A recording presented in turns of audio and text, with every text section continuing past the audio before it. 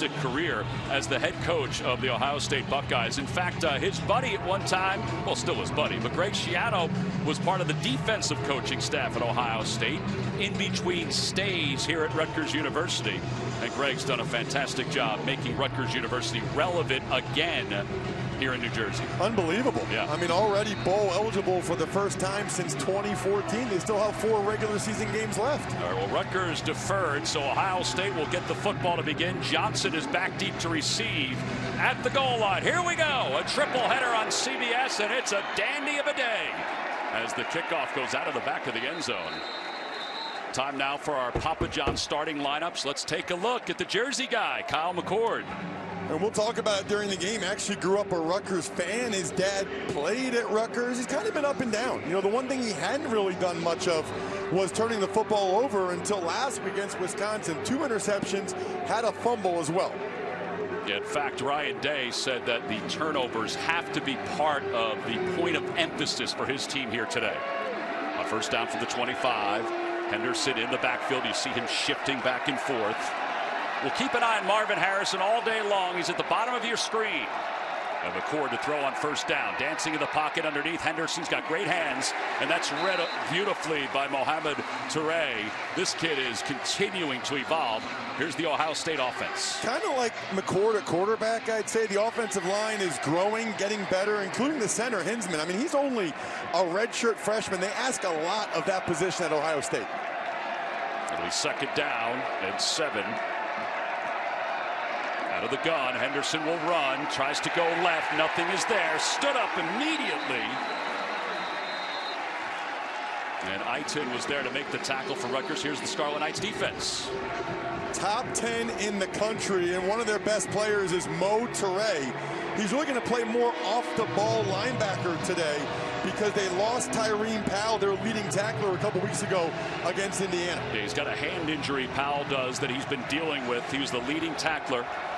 And now Ohio State facing a third down, 44% on the year. Third down and 6. They've got so many weapons. Harrison by himself at the bottom. McCord's being chased. Harrison's got it. And he's knocked out of bounds shy of the first down. So that's a bend but don't break by the Scarlet Knights. Well, they got terrific pressure on McCord right away. You'll see Harrison's working against Melton, goes in and out. These Rutgers corners are the best part of their defense. And Lewis, they're going to need to get some pressure up front. Already a hit to McCord's ankle. Let's see if that impacts him moving forward. So it'll be fourth down, and Ohio State will punt.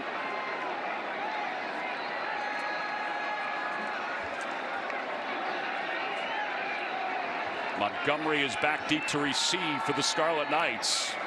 Punting this way, Ross, during warm-ups, the ball wasn't flying too well. It almost hits a wall. Fair catch was called, though. Scarlet Knights will take over our Papa John starting lineups. Let's take a look at Gavin Wimsatt. One of the top 150 recruits in the country when he came from Kentucky to Rutgers. He's their heaviest and highest rated recruit of all time at that position. He told us, look, he just wanted to build something. He wanted to be a part of something from the ground up. Still getting there, I'd say, Tom, as a passer, but man, can he run. I mean, that 80-yard touchdown run against Indiana was super impressive. Well, Monengai also helps out. He's in the backfield. It'll be first down from just inside the 30-yard line. Rutgers has scored points in 6 of its 8 opening drives so far this year. High snap handled well. Wimsatt, time in the pocket, throwing long, coming to the near side. He's got Jackson and he can't get it to him. Incomplete. And the Rutgers Scarlet Knights would like a little bit of a penalty there. Well, how about that? The first play, they go after the true freshman. Jaquay Jackson's their deep threat. There was contact there both ways. Honestly, I think if it was a better thrown ball, the side judge there might have given more inkling to throw the flag, but that ball I don't think was catchable. It's outside out of bounds. Yeah, we mentioned before, Ohio State is without Denzel Burke, who was injured during the Purdue game, missed Penn State, played last week.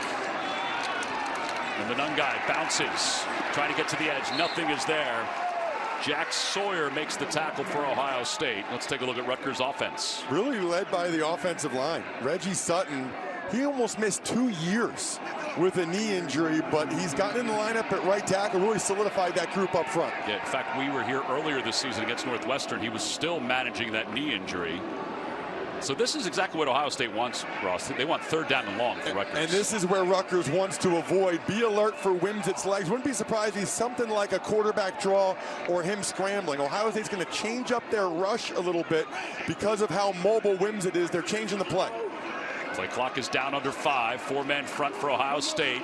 They give it to Monengai, and Monengai powers up across the 35 to the 36. Williams, who I know you like, made that tackle for Ohio State. So that's a conservative call, but what I respect about Rutgers is they kind of know who they are. They know how they need to win football games. They have a top 10 defense. They have a good running game. They're awesome on special teams. Anytime Ohio State kicks the ball, be alert for a potential block punt. I don't think they wanted to put Wimsatt in a 3rd and long situation right off the jump. Yeah, so here's a little bit of a trick formation on 4th down. Ballard is back deep to receive for Ohio State. Oh, bad snap. Bobbled at the last moment. They get the kick off, but it's partially blocked. It's deflected and will take a Rutgers bounce. And it'll stop at the 47-yard line, and Ohio State's going to get excellent field position. I just got done saying how good Rutgers is on special teams. Yeah. That will personally be devastating to head coach Greg Schiano. He's their special teams coordinator, takes so much pride in it. Bad start for the Scarlet Knights. This tournament in the club soccer matches continue this Tuesday and Wednesday, highlighted by AC Milan versus PSG, all streaming on Paramount Plus. All right, so here's that last punt. This can't happen for Rutgers. Well, and watch the freshman linebacker, Arvell Reese for Ohio State. He could have blocked that thing. He pulls up right there. I think he was either star or watch, and nobody even got a hand on it. But it looked to me like if Arvell Reese had laid out for it at the punting point, he could have easily blocked that thing. That might be a freshman there, Tom, wanting to make sure they don't get a penalty. It's a good point. On 1st down, good field position for Ohio State. And here is Henderson. Henderson gets into Rutgers territory. And he can do that. He can move the pile. Aaron Lewis was the first one there to make contacts. And the other running backs that they were playing with, you know, and they have good depth at that position, they're not TreyVeon Henderson. I mean, watching that tape, even earlier in the year, but certainly against Wisconsin, he has some extended juice. He got a burst, really, that the other guys don't have. So 2nd down and 4. Conservative front for Rutgers. Henderson again. Daylight lowers his shoulder and then is stood up and knocked back by Flip Dixon. So he's got a 1st down. It was so big for them, Ohio State, to get him back last week. It really was. I mean, look at the splits. Left side when they have Henderson, right side when they don't. He just hits the hole a little bit faster than the other guys. And Tom, as a former offensive lineman, I can tell you that could be the difference between getting through the hole or not, right? Just that 1/2 a step.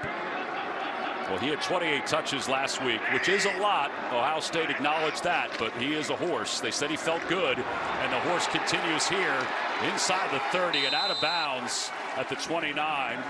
Let's go to Tiffany with more on TreyVeon. Hey guys, yeah, with Mayan Williams out, Ryan Day talked to us about how significant of a loss that is, but he did emphasize how good he felt about the depth of this running back room with TreyVeon. He said just the difference he makes when he's out there, and he is explosive, which you've seen him do on these first couple runs, guys. Absolutely. Look at Rutgers. They got 2 deep safeties right now. Now they're coming up. When you have 2 deep safeties like that, a lot of times you have to run them out of it. Well, Trainum is in the game for Ohio State. Floyd to throw. Pass is complete.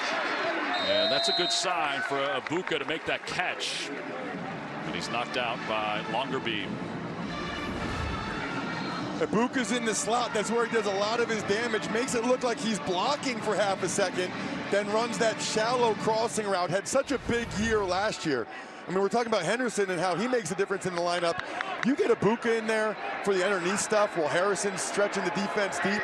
I mean, that's tough. And Abuka catching 20 consecutive games. Trainum lowers his shoulder. Teray with the tackle. They get down to the 14-yard line. And this could have been a bigger run here, Tom, but Mohamed Teray, watch Mohamed Teray. He's going to miss the blocker. He makes the blocker whiff right here. Whoop, sorry.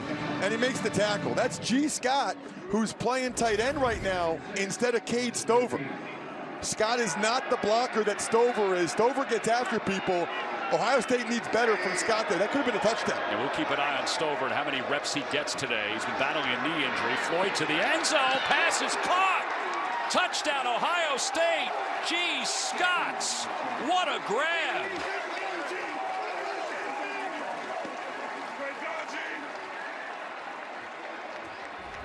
Well, the official took some time. Did he have possession? Did he stay in? That's a great catch. It's a really good catch. That is a terrific catch. That's a tough ask for a linebacker like Trey to cover G. Scott, the former wide receiver.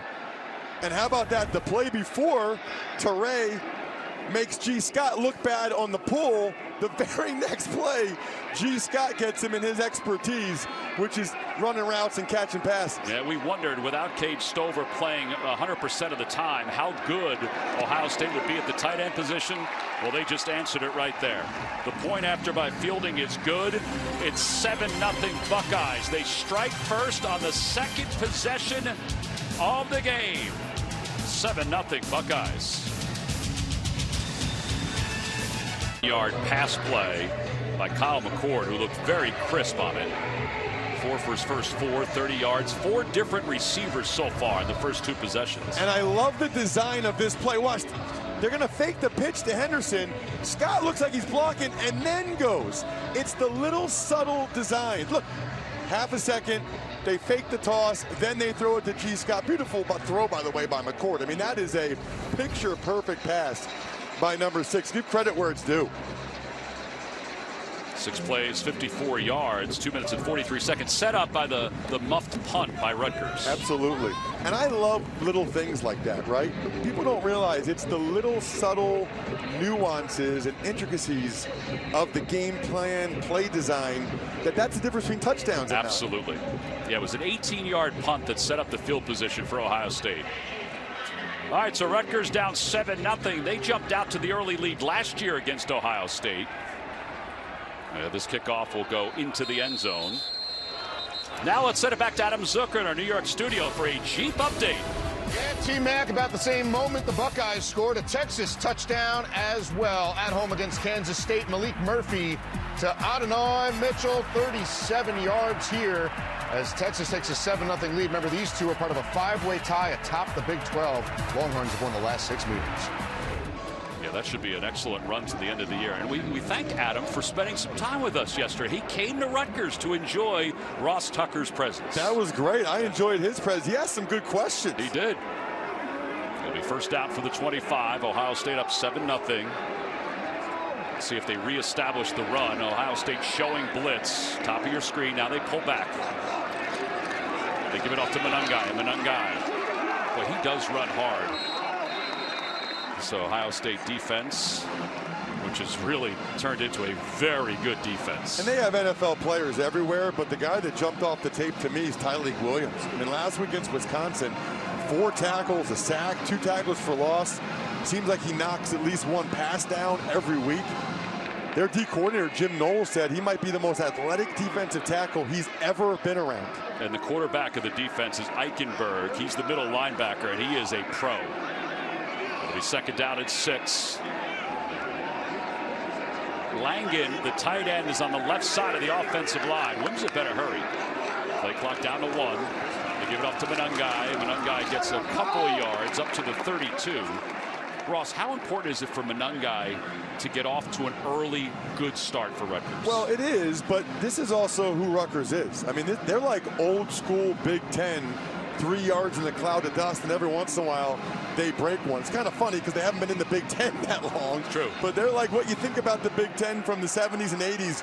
That's how Rutgers plays football here in 2023. Well, they're facing a 3rd and 3. This is a much more manageable 3rd down.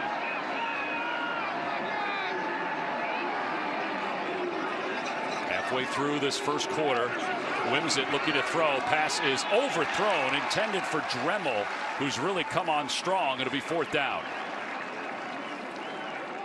Dremel's their leading receiver, usually works out of the slot. He's the second guy there. It's going to be man-to-man coverage against Hancock. That's really well done by Hancock. See, Hancock's playing underneath it, which forced Wimsett to have to throw the ball further outside and above his head. If you're Wimsett, you can't leave that ball short, because if Hancock turns his head around, that's a pick six. Here's Appleby, had a muff punt the last time.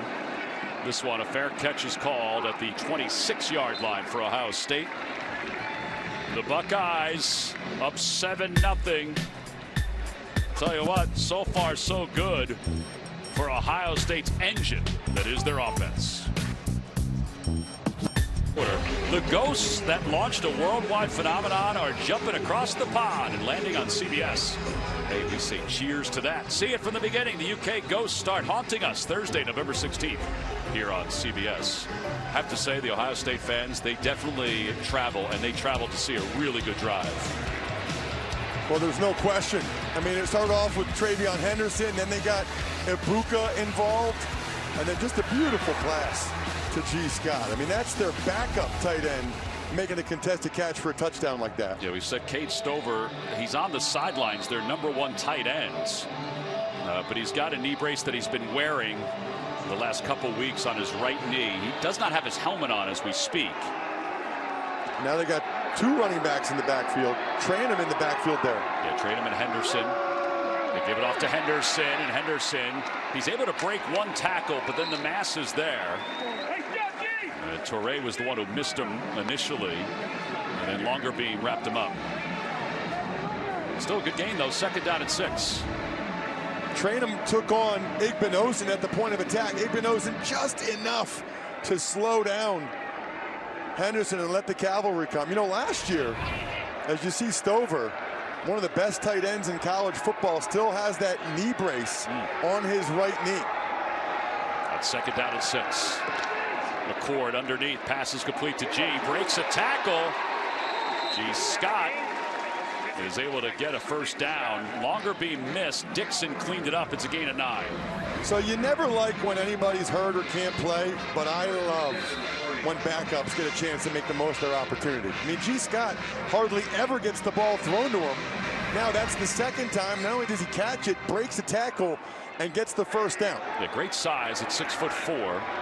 And 250 pounds. They go underneath to Henderson, and Henderson knocked out of bounds by Longerbeam. But again, he gets 5 yards. And we talk so much about the Ohio State defense, but this offense is churning right now. Well, that's because Rutgers is showcasing a lot of 2 safety looks, Tom. They haven't given up a play over 40 yards all year, as you see Brian Hartline, the offensive coordinator for Ohio State. So if you're going to play 2 deep safeties like Rutgers is, look at the right side of your screen. Those 2 deep safeties, they're taking away anything deep. So they'll just keep running the ball and throwing the underneath stuff. Yeah, they went underneath this side. Ibuka is knocked out of bounds. And he's right at the 1st down marker. May have gotten a yard past it. And we talk about Ohio State. How important is it for them to have somebody like Brian Hartline to help guys like Ibuka here? He was very impressive when we spoke with him. He's a big reason why they recruit so well at that position. It just helps to have a guy who was fairly recently playing pro football to help give you the details and the nuances of that position. Said he had one fall off. He tailgated, he enjoyed it. He said, wow, this is really cool. He said, now I know why people like going to the game so much. On 1st down, Torrey will take him down. Big time play by Mo Torrey. So this is a mental error by somebody, right? Because Torrey's going to come. We'll try to identify who's supposed to block him. Their man-on-man on the right side looks to me like Henderson might have gone the wrong way. You never know for sure, but Fryer, the right tackle, kicked out like he had the end man. Everybody else slid left. My guess is that Henderson was supposed to take on the linebacker there. That's a mental error by somebody on Ohio State's offense. McCord's been sacked 17 times this year. He'll throw on 2nd down and long. Pass is complete to Johnson, and Johnson is stood up right at the line of scrimmage. It'll be 3rd down. And that's exactly the way Rutgers needs to play it now, with Ohio State behind the sticks. Igbinosun, whose brother starts for Ohio State, by the way, which is just unbelievable. What a cool moment for their parents. Absolutely. But Igbinosun's already gotten in on a couple plays here. Now, if you're Rutgers, you got to be able to get off the field here. Ohio State's one of the few teams that could try to drive the football down the field, but let them complete anything underneath and then rally the football and make the tackle. Harrison was at the top of your screen. Just keep an eye on him. They throw it underneath to Henderson. Henderson makes one man miss, now another. And that's exactly what you talked about, Ross. Let them complete it, but keep them behind the chains. So Ohio State knows what's going on here. They know that they're going to play a soft zone. You see Harrison. There's a safety behind them. They give him a shot there. The linebacker's right there. Harrison was essentially bracketed there. McCord took what he had to, but that drive ended with the mental error on the sack. Well, Montgomery back deep to receive. Greg Schiano told us yesterday, he said, you know, last year we kind of focused on Harrison. He said he only had 3 catches. He didn't do a whole lot. He said, but we had to kind of adjust the game plan a little bit this week. Actually, it's Dremel back deep to receive. That ball bounces inside the 20. And it'll be stopped at the 19. Well, 7-0 Ohio State. Ryan Day feeling pretty good so far that his team has the lead. But Greg Schiano's defense got a massive stop last time out. It's time for our Do Project Smarter, presented by Home Depot. Well, we know about Ohio State's talent on defense. How about the technique? Watch Sawyer lock out the offensive lineman, get off of me, and then stones Braylon Allen at the point of attack. This next one's even better, though. This is an ridiculous play by Tommy Eichenberg. He reads the shovel pass, locks out, and tosses the right guard, and then gets his hips back down to make the tackle. I can't even tell you how unbelievable a play that was by Eichenberg. As you see their defensive coordinator, Jim Knowles, he was raving about Eichenberg and that play he made against Wisconsin. I mean, that could have changed the complexion of that game a little bit. Yeah, that was a big one last week. Samuel Brown is in for the first time for Rutgers in the backfield. He's the bigger of the backs that they have. I'd like to see Wimsett run it on one of these plays. Yeah, first down for the 20 after the fair catch. It'll be Brown. And Brown, who got a lot of reps yesterday in practice, moves it up to the 24. Eichenberg, who we just talked about, makes the tackle. You know, it's funny watching Rutgers play. It's almost like when you watch one of the service academies, right? 4 yards or more is a win for them anytime they run the ball. Even 3 yards they'll take to try to keep it 3rd and short, keep that clock moving. They need to get some first downs, though. Yeah, and that's why that last defensive play was so big to stop Ohio State, because they're not always a team that can come from behind. Lang in the tight end is in the slot. One of the 3 at the bottom of your screen. He's in motion. They go to Brown again. And Brown is stood up by Eichenberg.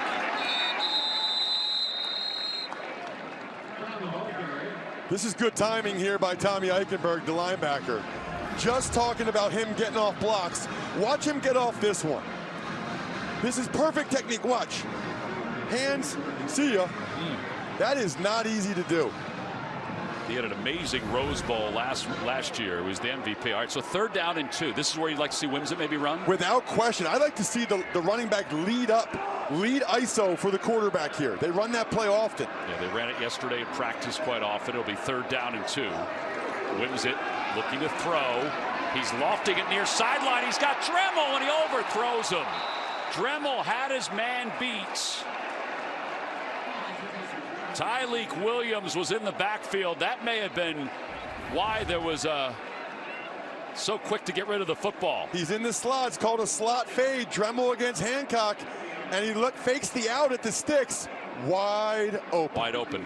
And that's the problem right now for Gavin Wimsett. He's got a big arm. He's just not accurate enough, and that's a gigantic missed opportunity for the Scarlet Knights. Yeah, and again, Ohio State is playing without Denzel Burke and Ransom. Hancock sliding up to that cornerback position. Appleby gets this one off. Fair catch is called by Ballard to the 31-yard line. Invesco brings you today's Scholar Athletes. For Ohio State, it's Donovan Jackson, and for Rutgers, it's Mayan Ahadatu, who is actually out today. Fantastic player.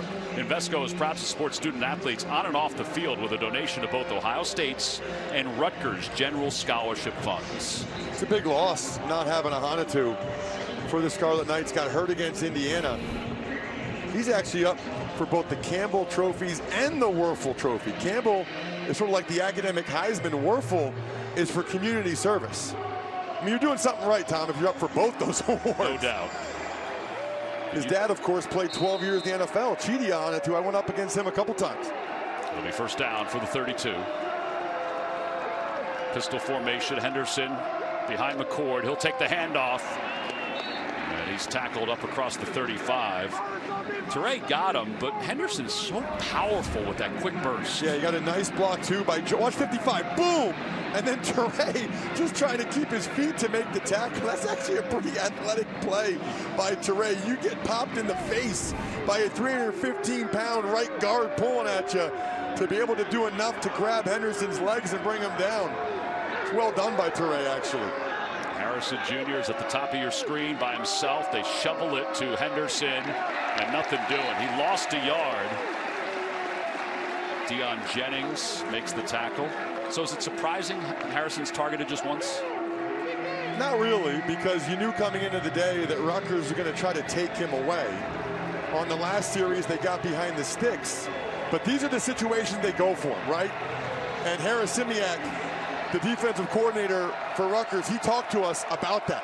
3rd and 8, they're going to look to Harrison often. And right now, there's not safety help to that side. Look at the bottom of your screen. Looks like they're in some type of zone coverage here. Yeah, it's Max Melton who's on him. He's got 93 catches for first downs. They throw to the near side of Ibuka, and Ibuka's out of bounds right at the marker.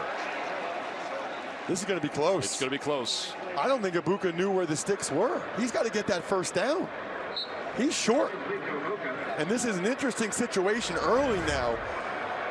Watch the pocket movement by McCord. That is nice by Kyle McCord. And then Ibuka, the first down's right there. He juked nobody and stepped out of bounds. Well, that'll take us to the end of the quarter. It looks like McCord is telling Ibuka that you got to get to the sticks. 7-0 Ohio State. Decision time. HI Stadium. Coach Schiano, how do you get your defense to get a stop here? Well, this is going to be a big play here. I don't know what they're going to do, if they're going to go for it or not. So it'll be a big stop if we can make it. Thanks, Coach. Well, it would be a big stop. There's no doubt. They are going to go for it on 4th down, less than a yard. I don't think we're surprised that they're going to go for it here, right? No, I'm not. And they've been good in short yardage situations. But remember, their quarterback's not a threat, right? So Rutgers can pretty much sell out. That's why I think they have 2 backs in the backfield. Gives them a little bit more versatility.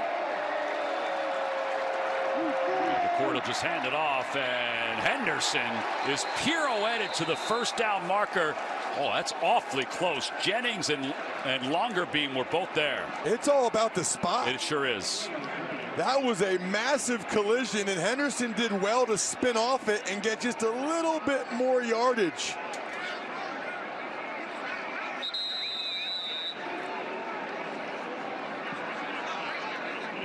I mean, this is close. Look, all the players are getting on their knees to try to get a better look at it. Back in the day, they would bring out that index card, just to see if Gene's territory. Yeah. Gene and his famous index card. Love the index card. Not that I was trying to give any indication of foreshadowing that we were going to talk to Gene. But I love the drama of this, by the way.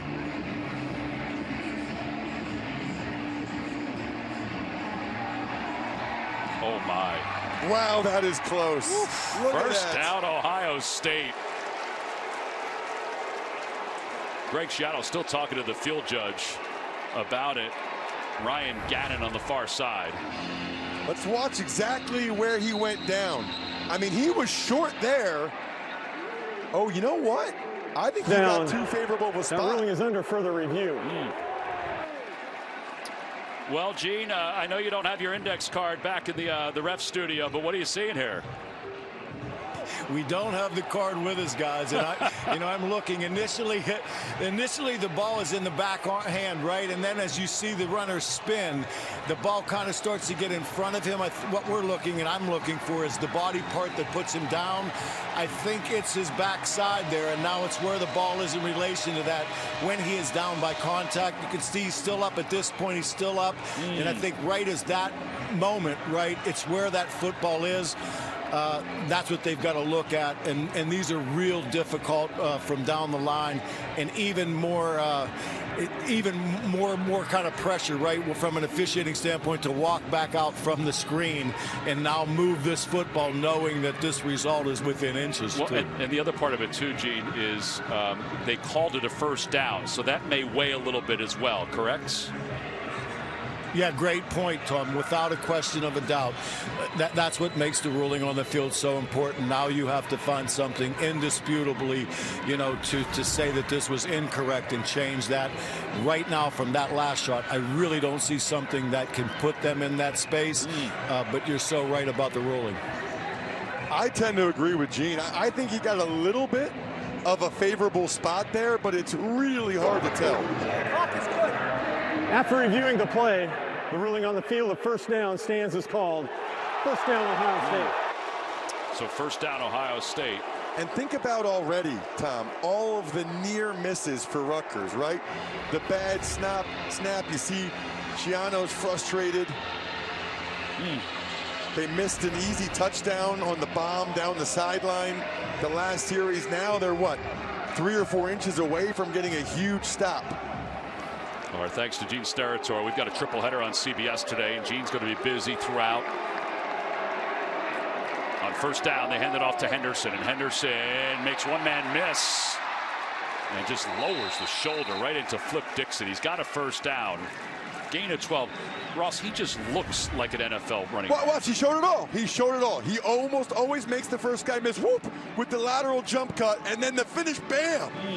I mean, there are not many college running backs that have that combo right there, that can make a guy whiff and then finish the run with authority. Gosh, I love the way Henderson plays football. And he also can catch the football. I know he only has the 7 receptions this year, but he's got good hands.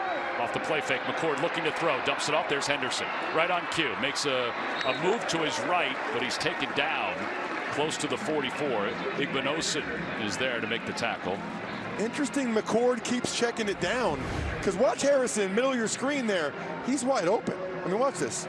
That's wide open. I'm not sure why McCord is not throwing the ball to Harrison there on that out route. Harrison might start to get a little frustrated there if he's that open and McCord just takes a check down on a play like that. Well, they've known each other since high school at St. Joe's Prep. One says he always knows where the other is. McCord is 11 for 11, make it 11 for 12 on pass completions. That was Julian Fleming who had it, and Melton was in on the pressure from behind. And Fleming's getting up a little bit gimpy. As soon as that play was over, reach for his back leg. I've seen Fleming play since 9th grade in high school. Was the state player of the year in Pennsylvania. Unbelievable high school player for Southern Columbia. He just sometimes doesn't make these plays they'd like to see him make, right? That's a catch that you would expect an Ohio State receiver to bring in, even though it was down a little bit. All right, so Ross, no third down conversions today for either team. Could be 4 down territory here too. If Ohio State checks it down and doesn't get the first down, they could go. McCord on third down, looking to throw to the far side. Harrison, he can't make the catch. It was a little underthrown. Eric Rogers was in on the coverage. The corners are the strength of Rutgers defense. These guys can play man-to-man coverage. Look at Rogers. This is their third corner. Right there when the ball comes, he tips it away. And McCord took another shot there with Rutgers coming with the pressure from Lewis. But that is outstanding coverage. He never turned around for the football, but he didn't have to. The Rutgers guys are taught jaw, eyes, ball. When you see the receiver turn his jaw back towards the football and the eyes get big, the ball is coming. That was perfection from Rogers. Dremel's back deep to receive this one. He'll run up. It takes a Rutgers bounce into the end zone. Good decision there by Dremel. Buckeyes up 7-0. Greg Schiano's team, though. It's been a while since this program's been bowl eligible. What I say?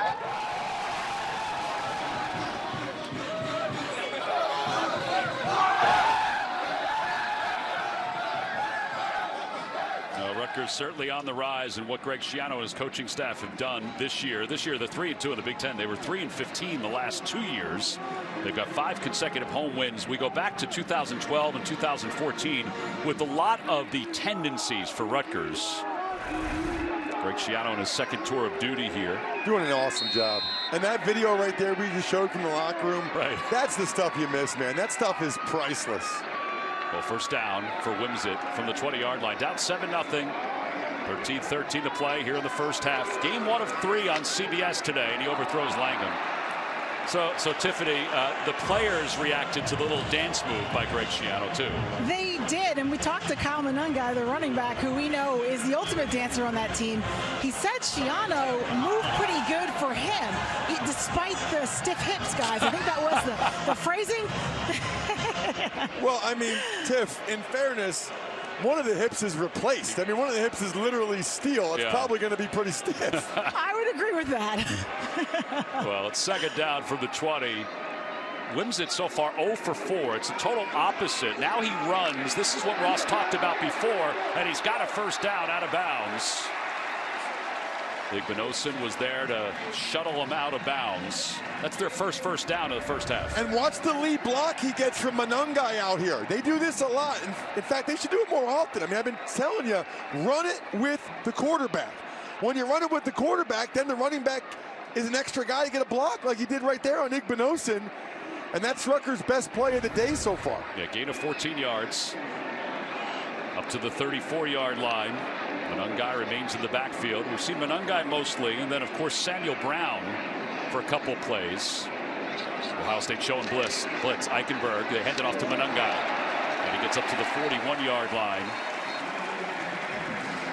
So he'll be about 3 yards shy of a first down. Cody Simon made the tackle for Ohio State. And there you go for Rutgers. Back-to-back nice runs. Ohio State came with a middle linebacker blitz, Eichenberg, but that blitz kind of took Eichenberg out of the play. And this is where Rutgers wants to be, right? Second, third, and short. Keep it on the ground. Keep that clock moving. It's a one-score game. Monengai stood up. Wow. JT Tuimolo is a force, and he was helped out there by Josh Proctor. Proctor came in slamming his way. I mean, watch Proctor as the safety. 41 coming down in late and then lowering the boom. He's fitting right there. That's his gap. Whap! Face up tackle. Keeps his head out of it. That is beautiful. Bam! I mean, that's a safety right there. Bringing some wood. So 3rd down and 3. They just converted their first down. They have not converted a 3rd down today. Wimsatt will keep it himself, and Wimsatt barrels forward. He's shy of the first down. Maybe about a yard, a little less than a yard. I think you got to go. I think if you're Rutgers in this situation, you got to go. That was a nice firm tackle there, because I thought he was going to get the first down pretty easily. It's about 3/4 of a yard, I would say. They do run the quarterback sneak, the tush push sometimes. Yeah. And Greg Schiano was just talking. The previous play was that the runner was short of the line to gain. That ruling is under further review. Yeah, so the officials will take a look to see if he did get the yard to gain. And if he did have a first down. I thought he was going to get it. Ooh, you know what?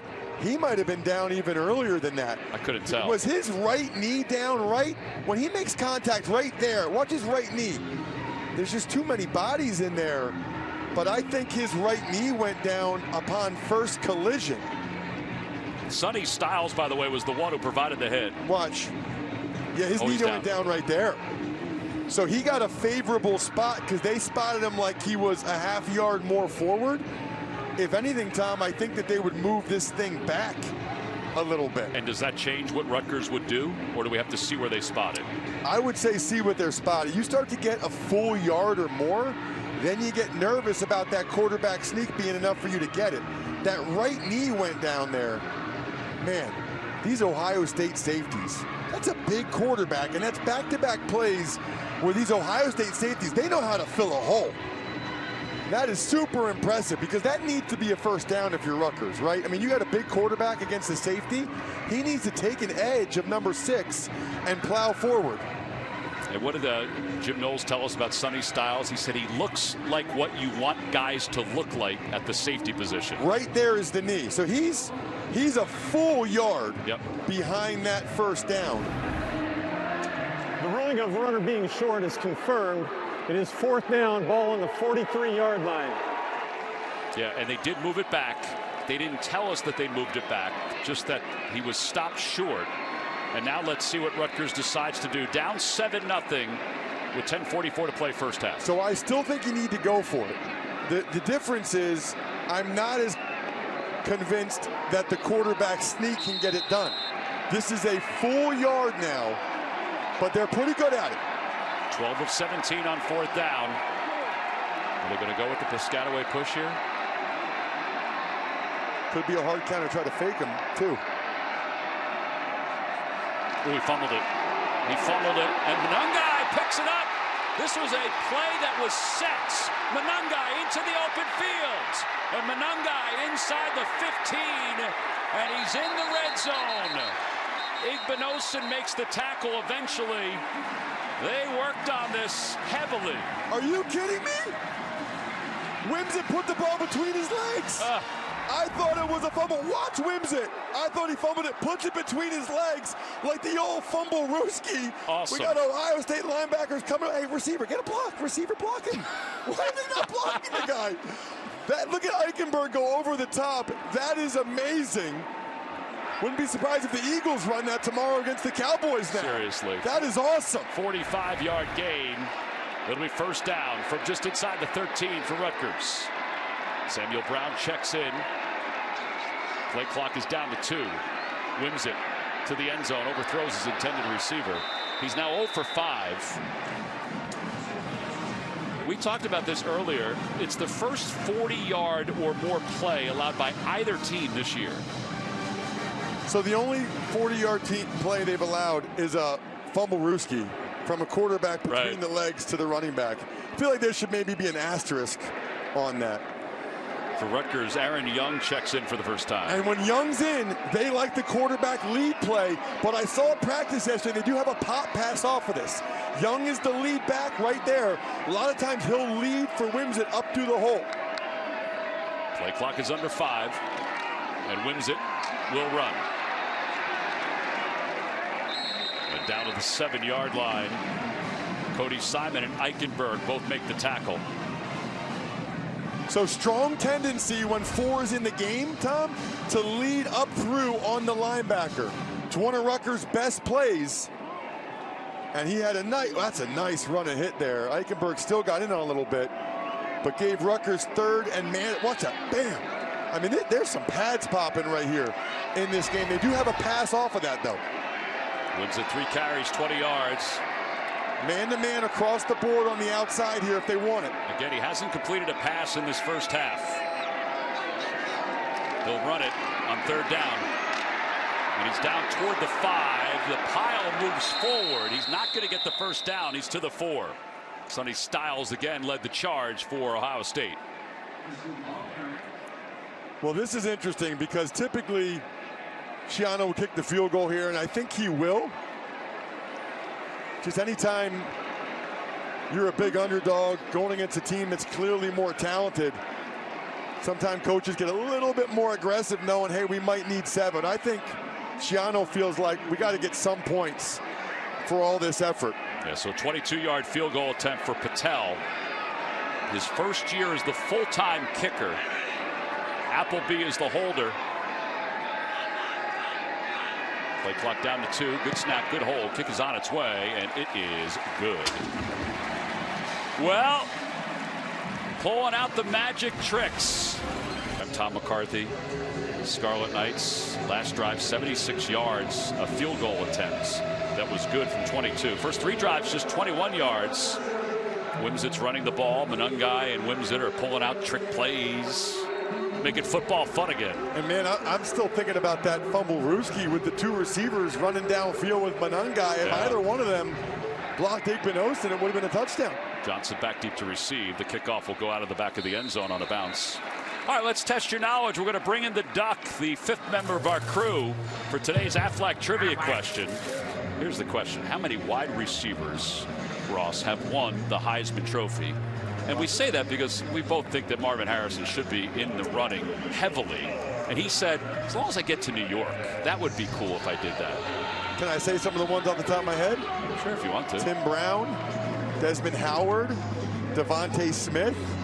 Which, by the way, if all 3 of those guys can win it, you see Marvin Sr., obviously an incredible football. That's how I would be, by the way, if I had a son. I don't want anybody sitting near me while I'm focusing on my kid.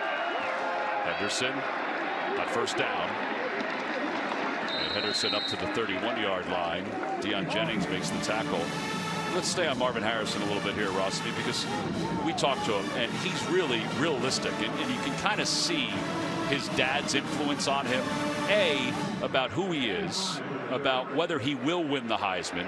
He talked about Devontae Smith winning it and how, well, it was a COVID year. It's a little different than this year.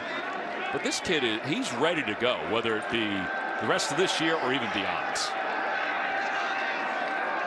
On second down and 5, Henderson trying to find something. Not much is there, and he's stopped.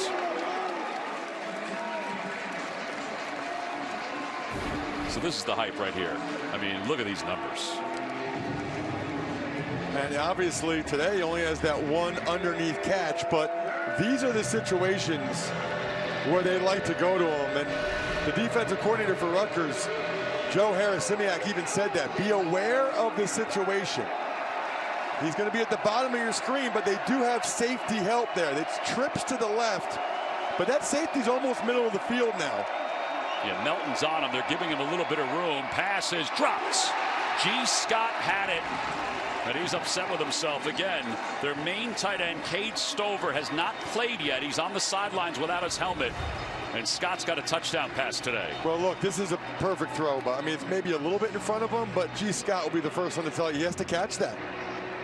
And that is right there where it needs to be. And he would have been able to run for a little bit after that as well.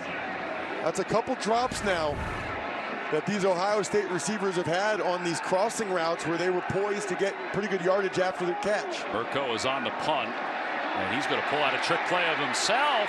Can he get to the first down? A flag is in. He's nailed out of bounds. They held him. They held the edge guy. Yeah, flags will fly in every which way. Flip Dixon was the one who made the tackle. I mean, he came in with a massive hit. But they didn't get it anyway. No. I mean, so Rutgers will decline the penalty, and that is a big time play for the Scarlet Knights. Holding. Kicking team number 0. That penalty has been declined. The result from the play is a turnover on downs. First down, Rutgers. Tim O'Day is our referee. Watch right there. You can see the hold right in the middle of the screen, clear as day.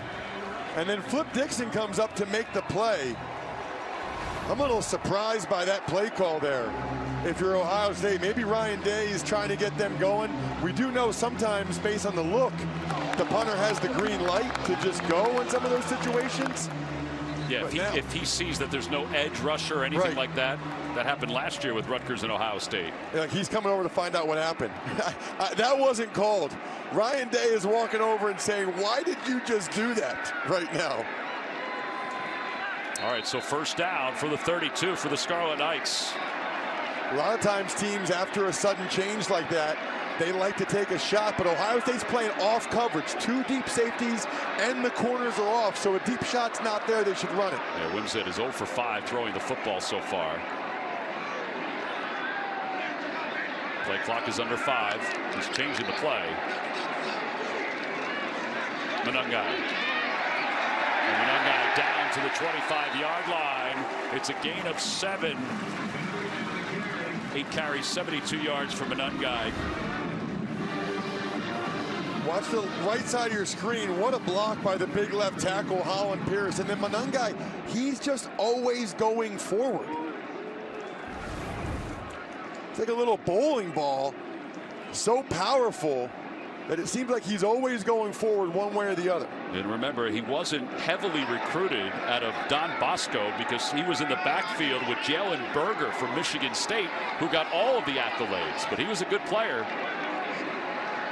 Second down and 3. Under 6 minutes to play, first half. Monengai again. Monengai inside the 20, makes a man miss to his left and is down to the 16-yard line. Jermaine Matthews makes the tackle. And Tom, every team in America has this play. It's just inside zone, and right now, the guys in red are knocking the guys in white backwards. Sometimes football is not that complicated, and this Rutgers offensive line is knocking the Buckeyes back. Run it again.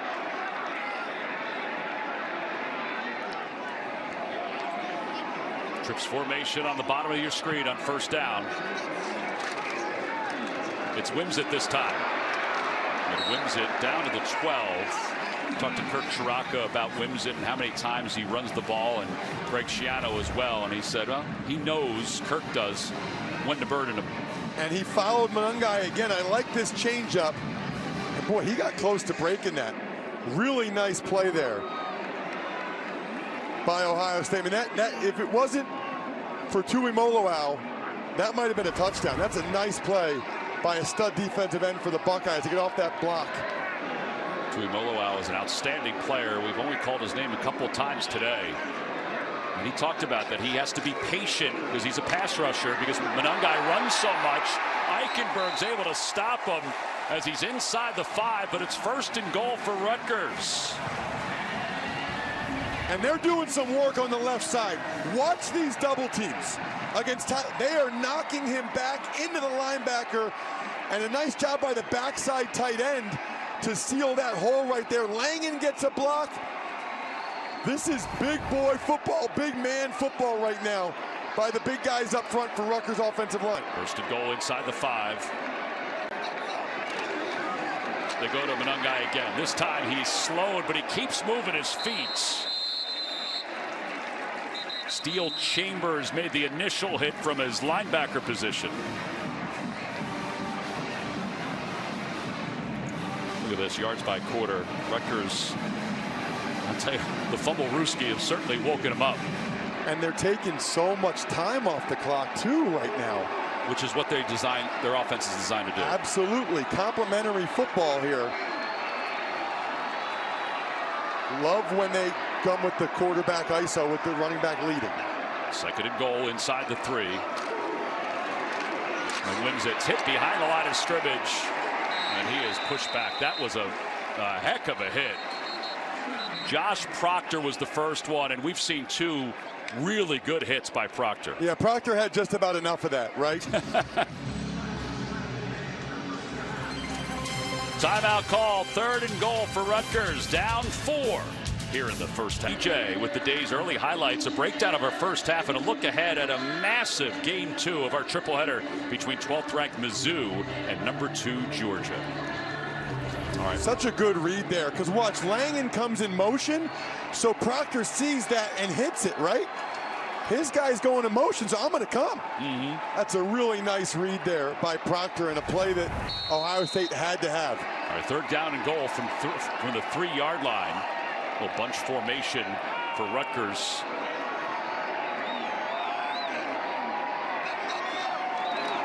Wimsatt out of the backfield. Dremel bounces his way right to the line of scrimmage. He might have got a half-yard. Proctor again. And Proctor's really stepping up for a secondary that's banged up. Really don't like that play call there.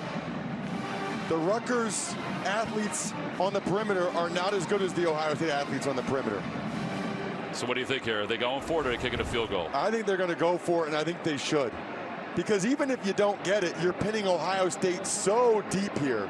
Schiano's going to take the clock all the way down, and this is smart. You want to give Ohio State as little time as possible. He'll take it down to 1 second left on the play clock and then make a decision. But I still personally would go for it. You're not going to beat Ohio State if you keep kicking field goals. We'll be back in 30 seconds. Let's see what Rutgers does when we return.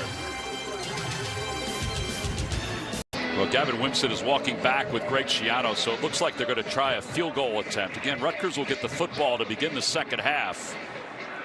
They're down 4, so they're going to try for the points here instead of a 4th down and goal from the 3. Not a fan of this, because also, no matter whether you make the field goal or not, Ohio State's going to get much better field position after you kick this field goal. Schiano's showing a lot of confidence in his defense, essentially to really not give up another touchdown today. I would have gone for it here. Well, this is a 21-yard field goal attempt. Patel's made one already today from 22.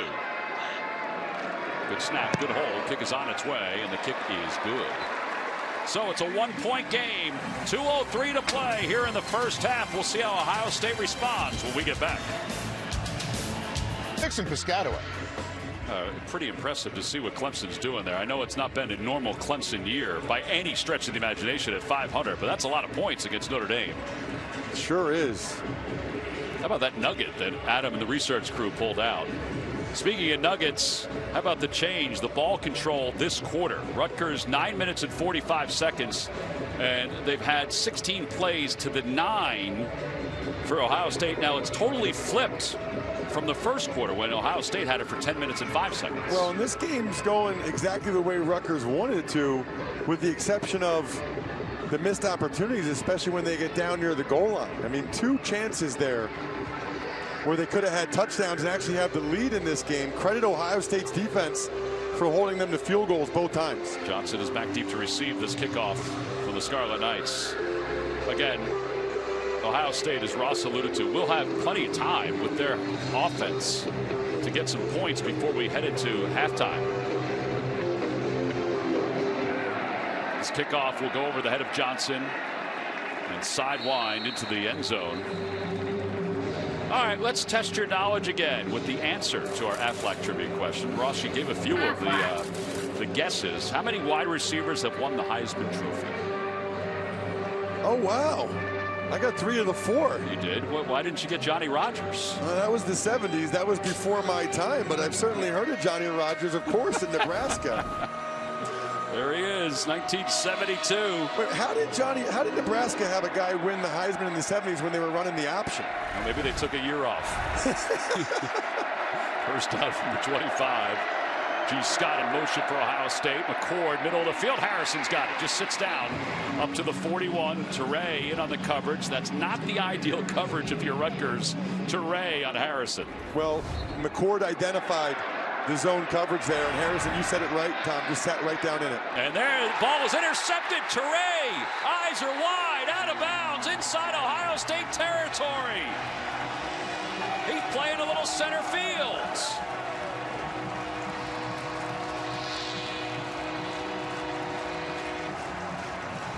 Fourth interception of the year for McCord. It looked like he was going for Harrison. Right, and he was, but Teray dropped in his zone coverage underneath it.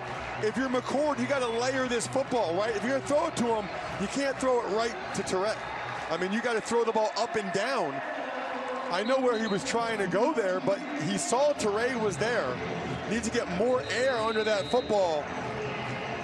It's a bad throw by McCord, potentially a bad decision, maybe both. And Greg Schiano told us yesterday, you asked him, what are the keys to victory today? He said, the ball. And Tom, that's why you kicked the field goal on that last drive. First down for the 46 of Ohio State. Monungai back in there. Monungai so far is 91 yards on the ground.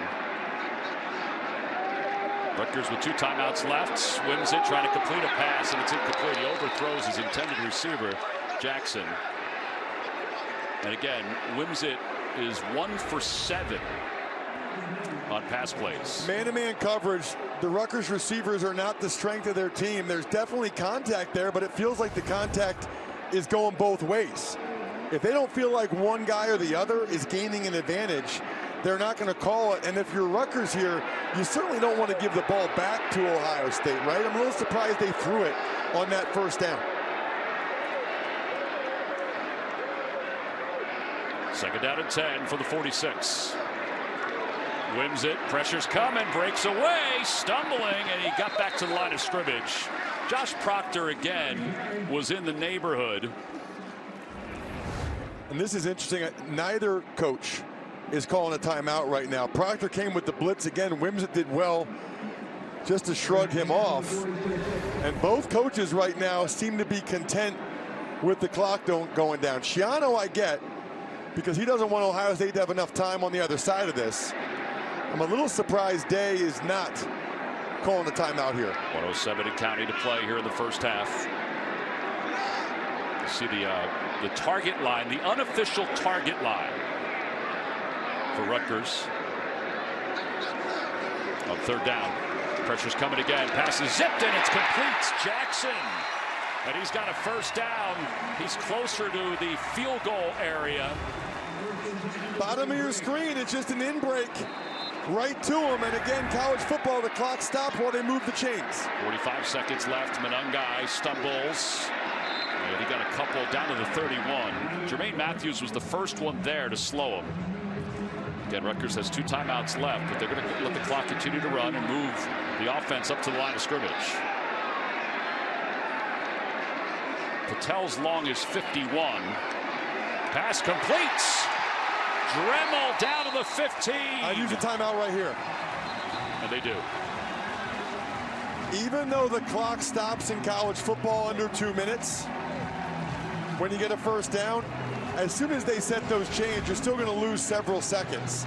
And Wimsatt back-to-back nice throws against zone coverage. He's got a good arm. And it seems like he likes those in-breaking routes in the middle of the field, right to Dremel, the former walk-on. And now Rutgers is in a really good position. Greg Schiano told us about Dremel. He said, how can you describe him? He goes, persistent. See the QB comparison. McCord was 11 for his first 11 on completions. I think Wimsatt might be 3 out of his last 4. He's starting to heat up a little bit now with those back-to-back throws. The entire field is still open here for Rutgers because they have that 1 timeout. And by the way, Rutgers converting a couple third downs. That's the reason why Ryan Day didn't call timeout. In fairness to Ryan, that's why he didn't call timeout earlier on this drive. He didn't want to give Rutgers more time in case they did get a couple first downs like they have. The receivers, bottom of your screen for Rutgers. Scarlet Knights have never beaten Ohio State. They're within 1 here in the first half.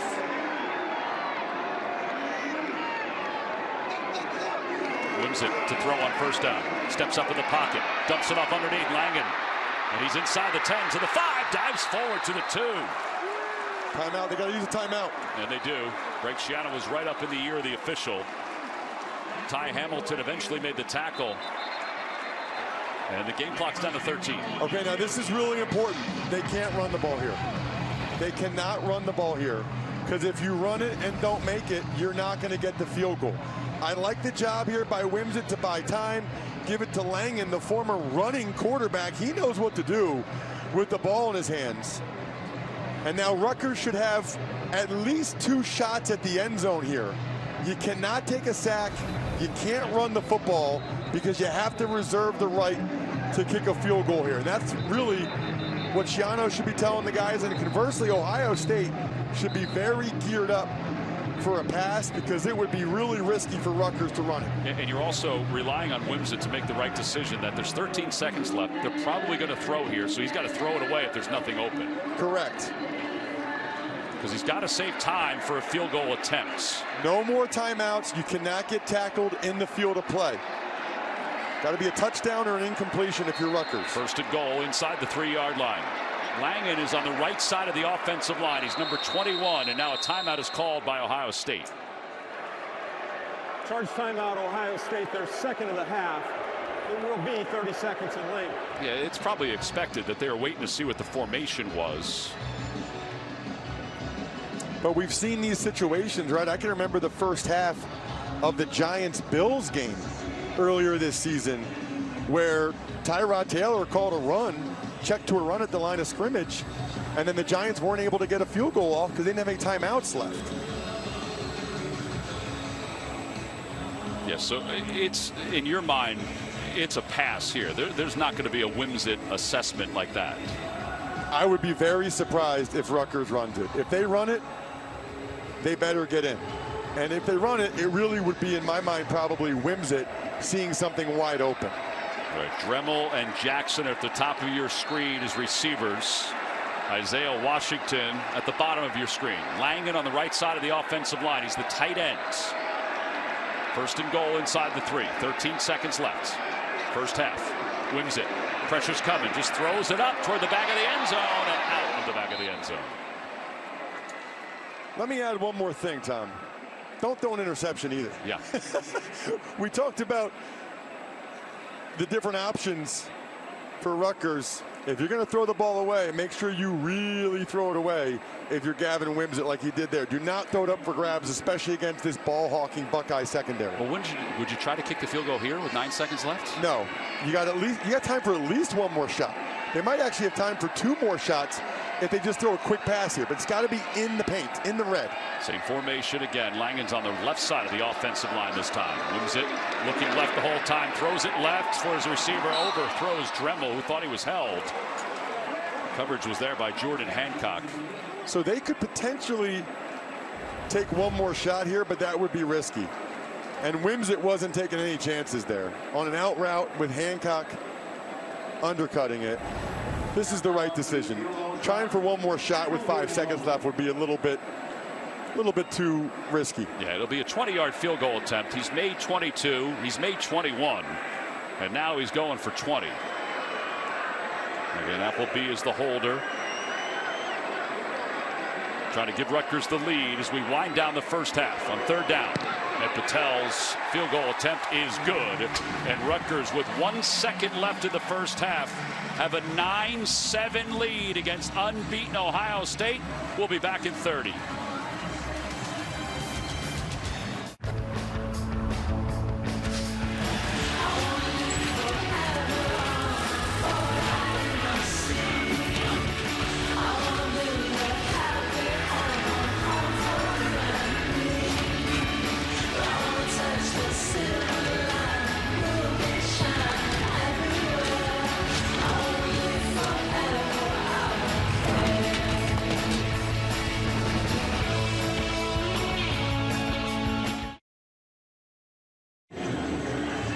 Back here at SHI Stadium in Piscataway, New Jersey, the home of the Scarlet Knights, who are bowl eligible, taking on the Ohio State Buckeyes, who we found out earlier this week, the #1 team in the college football playoff poll. And Rutgers has the lead and will get the football to begin the second half. They deferred to start this ball game. Great point. Teray had the interception on the last drive. Remember, in this series, Ohio State has had 49 points in every game, and their average margin of victory is 42 points per game. Right now, it looks like they're going to go in the half, down 9-7. Johnson back deep to receive for the Buckeyes. He stands it as 1. Rutgers has really turned things around. The last 3 drives, they've had 27 plays, and here's a little pooch kick that'll bounce, and it's fumbled by Ohio State, and then picked up by one of the up men, and that'll end the first half. And I don't know if you're Ryan Day, you probably wanted one of the big guys to just grab it and fall to the turf. But Rutgers will have the lead 9-7. Trying to knock off Ohio State for the first time. Listen, things have changed here at Rutgers this year, and I think we've seen in the first half the reasons why with Monungai. Let's go to Tiffany with Ryan Day. Coach, you're trailing now going into half following that interception. How do you get your offense going? Well, I got to tell you, the defense is playing their tails off right now. They've been put in some bad situations here, so we got to do a better job of finishing off drives. Got to stay on schedule and convert on 3rd down. Rutgers is trying to really establish that run to open up the rest of the game. What do you want to see out of your defense coming in the second half? More of what they're doing. They're doing a great job. Got to just do a better job on offense. Thanks, Coach. That's the end of the first half with the score. Rutgers 9, Ohio State 7. Teams rushed for over 100 yards against Ohio State coming into today. Rutgers is now the 4th team. Right, and Tom, it's not just that fumble-rooski or bye-week wrinkle. I mean, that was 45 yards, but he's got 48 yards other than that big play. All right, so Rutgers will get the football to begin the second half, and that ball bounces on the tee in the end zone. And we'll see Gavin Wimsatt come back out. 4 of 12 so far in today's game. But you alluded to this going into the break. 4 for his last 7. Well, on that last drive, he made nice throws on back-to-back plays on in-breaking routes. I still would expect, though, Rutgers to major with the ground game, right? They want to keep that clock moving as much as they possibly can. Try to shorten this football game. Excellent complementary football so far by the Scarlet Knights. Good defense. They made a play on special teams, and they're running the ball effectively. All right, so this is an Ohio State team that came in allowing 10 points on average per game. They've allowed 9 in this first half. Off the play fake, Wimsett looking to throw. Wimsett throws on the run, and it's deflected, nearly intercepted, and a flag comes in. It was intended for Washington. I can't believe Wimsett even threw that. That could have easily been intercepted. Are they going to get Proctor for pass interference? Pass interference. Defense number 41. The ball he placed at the spot of the foul. Automatic first down. So an automatic first down. Proctor had a well of a first half for Ohio State. Watch the left arm right there. That's a good call. Proctor didn't need to do it. He was fine with his right hand. He took his left hand, put it on the left arm of the receiver, and pulled him around. It's a good call by the official. You know, sometimes these guys have perfect coverage. I don't know why they feel like they need to do that little extra there that could be penalized. So first down for the 32-yard line. Four-man front for Ohio State. And here's Monengai, first touch of the second half. And he's up to the 36-yard line. Tui Moloau made the tackle for Ohio State. First time trailing at the half this season. That is hard to believe. I mean, they played at Notre Dame. They played Penn State.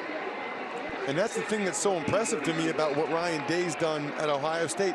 They don't have any bad losses. I mean, he only has 2 Big Ten losses, both of them to Michigan. They don't lose to a Purdue or an Iowa like Urban Meyer did sometimes. 2nd and 6. Out of the play clock down. Wimsett, middle of the field. Pass is caught. Threaded the needle to Jackson. Igbinosun is in on the coverage. Gain of 9 yards. Good protection there because they brought Proctor with the blitz late. And again, that's outstanding coverage by Igbinosun. Wimsett put that ball probably about the only place it could be to get it completed. And watch Rutgers. They'll still take the play clock under 10. I mean, they get a first down, and it's like 2 more minutes are going to probably come off the clock. By the way, Jackson, a former Division II All-American, making the transition to Division I. Just as Ross mentioned, play clock is under 5. Monengai hit in the backfield, and Monengai got nothing. He got back to the line of scrimmage. Sonny Styles makes the tackle for Ohio State. So Rutgers didn't solve this at halftime, and they needed to. They keep bringing the safety down late, and he's coming in and making these plays. How do you solve it? Wimsett needs to take the ball himself. Wimsett needs to be the extra guy in the run game. If they're going to bring the safety, really there's 2 ways to solve it. You throw the ball to the receiver that side, you pull the ball and throw it because it's man-to-man coverage, or Wimsett takes it himself because they keep blitzing those safeties late. 2nd down, Wimsett will keep it himself, gets away from one. There's going to be a holding against Rutgers, though. I think it's Curtis Dunlap that held Tyleik Williams. This was blatant, and this is tough for Rutgers now because it puts them behind the chains. We haven't called Williams' name here, but it might have been a tackle for loss. Holding. Offense number 51. 10-yard penalty from the previous spot. 2nd down. First penalty, by the way, for Rutgers.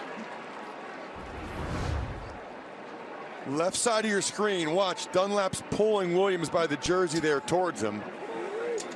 I try to give the offensive line, Tom, as much of the benefit of the doubt as I possibly can. Yeah, you do. That's as blatant as it gets. Williams would have had a TFL there if it weren't for that blatant hold. 2nd down and 20. They move the ball back to the 35.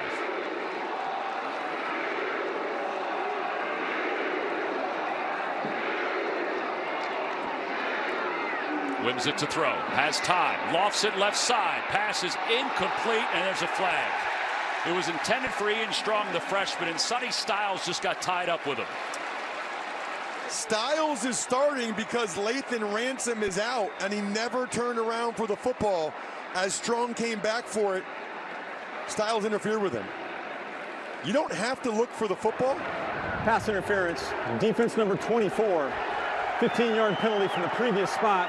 Automatic first down. Well, it was clearly on number 6, Sonny Styles. Definitely. You know, the thing is, for a defensive back, if you're not looking for the ball, look, he's not looking at the ball. He didn't know it was thrown to the inside more and underthrown, right? That's why they always say, as much as possible, try to get your head around for the football. Otherwise, when the receiver who's looking at the ball comes back for it, if you don't know it's underthrown, he's going to come right back into your body and draw the foul. And sometimes it's designed that way to do it, right? Yes, and these guys are getting better and better at actually drawing those pass interference penalties. Here's Monengai again. Monengai over 100 yards. Monengai inside the 40, down to the 36-yard line. Second runner this year to get over 100 yards against this Ohio State defense. 6'8", 350. Watch Holland Pierce here. Okay, 72. He's going to get a block from Lang. Watch down the field. Wow, down the field on a safety. 6'8", 350, and he's downfield. Walked on, showed up in the parking lot at over 400 pounds, and Rutgers looked at him and said, oh, we can work with that. The fifth 100-yard rushing game for Monengai, the first Rutgers player to have 500-yard rushing games in a season since 2012, and he's going to get some more, and he's tripped up from behind. Jack Sawyer was able to trip him up. Otherwise, he was going to get inside the 20-yard line at least. And this is what they did in the second quarter. They are wearing down the Buckeyes up front. It's really just inside zone blocking, which is every offensive lineman takes the same footwork to the left. Then they get vertical, get up on the linebackers, hat on a hat there, and the Buckeyes are having trouble getting off these blocks. You know my philosophy, Tom. When you're running it well right at them, I say stick with it. Well, Monengai 124 yards. He'll take a break. Saniel Brown is back in. Wimsett with Brown leading the way, and Wimsett is tackled by Sawyer to the 20-yard line. It's a gain of 3. Kirk Shiraka told us when Tiffany asked about wearing them down, he said that'd be a great byproduct. Efficient in the run game. Pound the body. This is what they want right there. Yeah, it kind of sounded like a corner man in boxing, right? Just keep pounding the body, pounding the body. That's exactly what Rutgers is doing so far. Monengai back in. 7th play of the drive. And look how they take the play clock under 10. Love it. It takes the game clock close to 10 as well. Wimsett steps up. Now we'll throw it for Monengai, and it's incomplete. Oh, it's tipped. It's intercepted. It was tipped into the hands of Hancock. And Hancock along the near sideline. He's got a blocker. One man to beat. Flags come flying in. And Hancock is into the end zone. Right now, touchdown Ohio State. The bounce of the ball went their way. And the Buckeyes have an injured player inside the 10. I believe the touchdown stands. The quarterback Wimsett went low on a blocker coming at him. And that's illegal outside of the tackle box. I'm pretty sure this is a touchdown for the Buckeyes. Yeah, it's Proctor who's down. During the return after the interception, personal foul, block below the waist. Offense number 2. That 15-yard penalty being enforced on the ensuing kickoff. Try for 2 points. What an unbelievable turn of events. Big time. Rutgers is moving the ball effectively. They went with that fake lead and then throw the pop pass to the running back that we talked about, and then watch Wimsett. You can't do that. You can't go low. The only people that can go low, O-line, D-line within the tackle box. That's a good call by the officials. And how about how that ball stayed alive? Monengai, Proctor, and then picked up by Hancock. And Proctor is sitting up, which is a great sign. Well, and Proctor, I don't know if he gave a shot to Monengai. Or vice versa. Yeah, I mean, that was the collision right there. Man, you just never know the way that ball is going to bounce. Watch this. Let's see Monengai's head here. Oof. That was a hit to the head or neck area of a defenseless player. I wonder if they'll take a look at that. I mean, clearly, watch. I think Proctor was trying to avoid it, but Monengai's defenseless, and there was forcible contact to his head or neck. You see the deflection into the hands of Hancock. Proctor is up.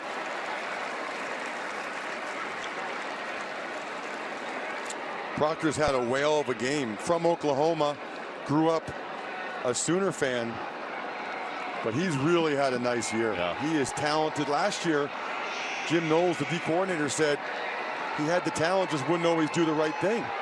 And this year, he's He's been on point. Well, we just talked to Gene Steratore, and he felt like the hit was clean, so no penalty for targeting. And now Ohio State will try the point after, which really changes the first 5 minutes of this second half. Fielding on for the point after. And he gets this one through the uprights cleanly. It's 14-9. Ohio State has retaken the lead over the Scarlet Knights. Right place, right time for the Buckeyes. Ohio State's on top by 5, 14-9. Hancock just scored a 93-yard interception for a touchdown. And there was a play at the end where we thought there was a defenseless receiver. Gene, just to give us an assessment of what you saw. Well, naturally, we have contact. We've got to look at the words, initiating forcible contact to the head neck area with the forearm, with the helmet, or things with the shoulder. To me, this defensive player is lifting up. You're going to have some contact at some point. The ball in the play puts you there. But I don't see that being a directable, forcible, initiating contact to go drive through, as much as he's trying to pull back a little. And there is some subjectivity in there, but they will look at it for those elements. That's why I felt like they stayed away from it, and I personally agree with no target there. All right, Gene, thank you. We appreciate that. And then the penalty on the low block puts the football at midfield, so Ohio State will kick it off and kick it right out of the end zone, maybe through the uprights. The star-studded NWSL semifinals kick off tomorrow at 7 Eastern over on CBS Sports Network, all leading up to the championship next Saturday right here on CBS and streaming live on Paramount+.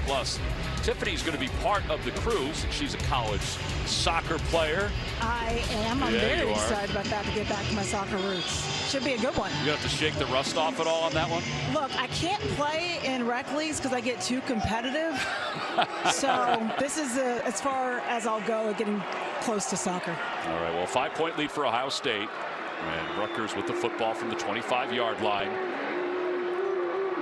Each team has utilized an interception for some points. Monungai powers up across the 30 to the 33-yard line. Cody Simon and Sonny Styles make the tackle. It's the same play.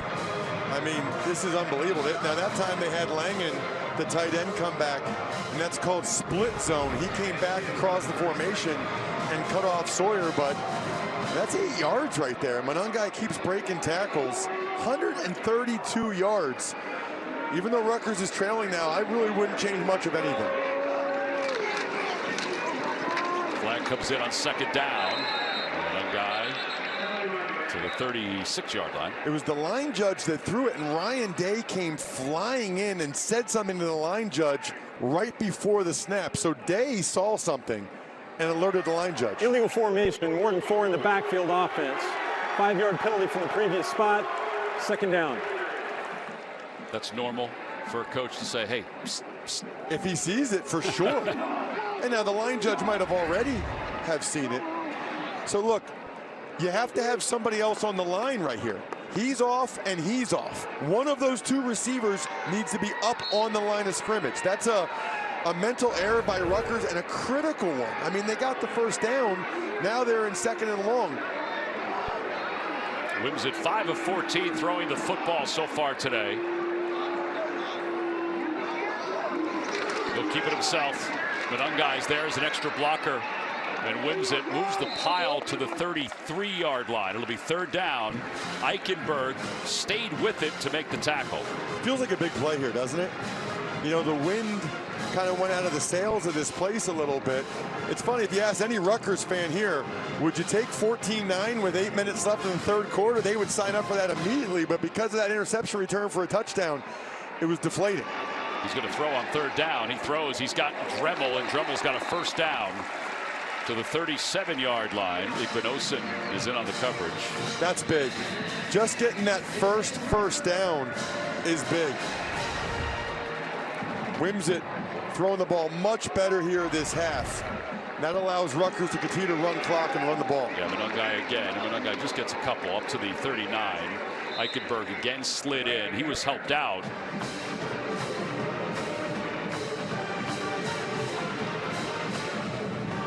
Malik Hartford. He came up to make that play. The freshman from Westchester, Ohio. There's Eichenberg. Well, and Hartford, who you just mentioned, he's out there for Proctor now. Proctor got injured on that collision with Monangai on the interception return for a touchdown. So now Ohio State looks like right now at least they're down both their starting safeties. So if you're Rutgers, you think about that a little bit. You got to play where you can take advantage of safeties getting nosy in the box. Ohio State showing blitz. They give it to Monangai again, and he has stood up and pushed back. Third down. Let's go to Tiffany on an update on Proctor. Yeah, guys, I've been keeping an eye on him. He's been talking with their head athletic trainer. No helmet nearby on him, but he is up and he was talking to teammates. So we'll see if he does get back in the game. All right, Tiff, thank you. He's had a very good game. There's no doubt. And they're depleted, as we talked about. Kai Stokes checks in, the sophomore. Ohio State a little bit late getting time lined up. They just put Stokes out there. Looked like Rutgers was going to hurry up, but because they substituted, Ohio State had a chance to substitute. We haven't seen Wimsatt scramble yet. Could be a good time. Aaron Young in the backfield. Ohio State showing blitz on third down. Wimsatt. Pockets collapsing, throws to the middle, deflected and nearly intercepted. Intended for Dremel. Cody Simon was in on the coverage.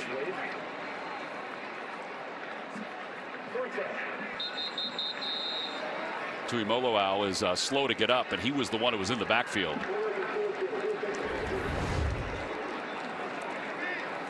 It was a delayed four-man rush. Spin moves by both defensive ends. They kind of hit each other as they hit Wimsatt.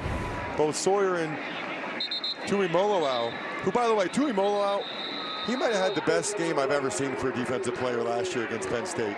That was unbelievable what that young man did last year at Beaver Stadium. We asked him about it this week.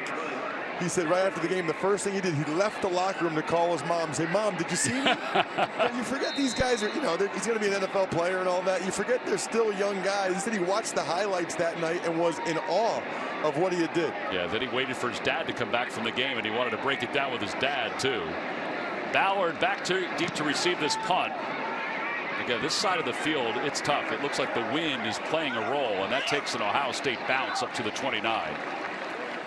Ohio State on top by 5, reaching the field for the first time in this half.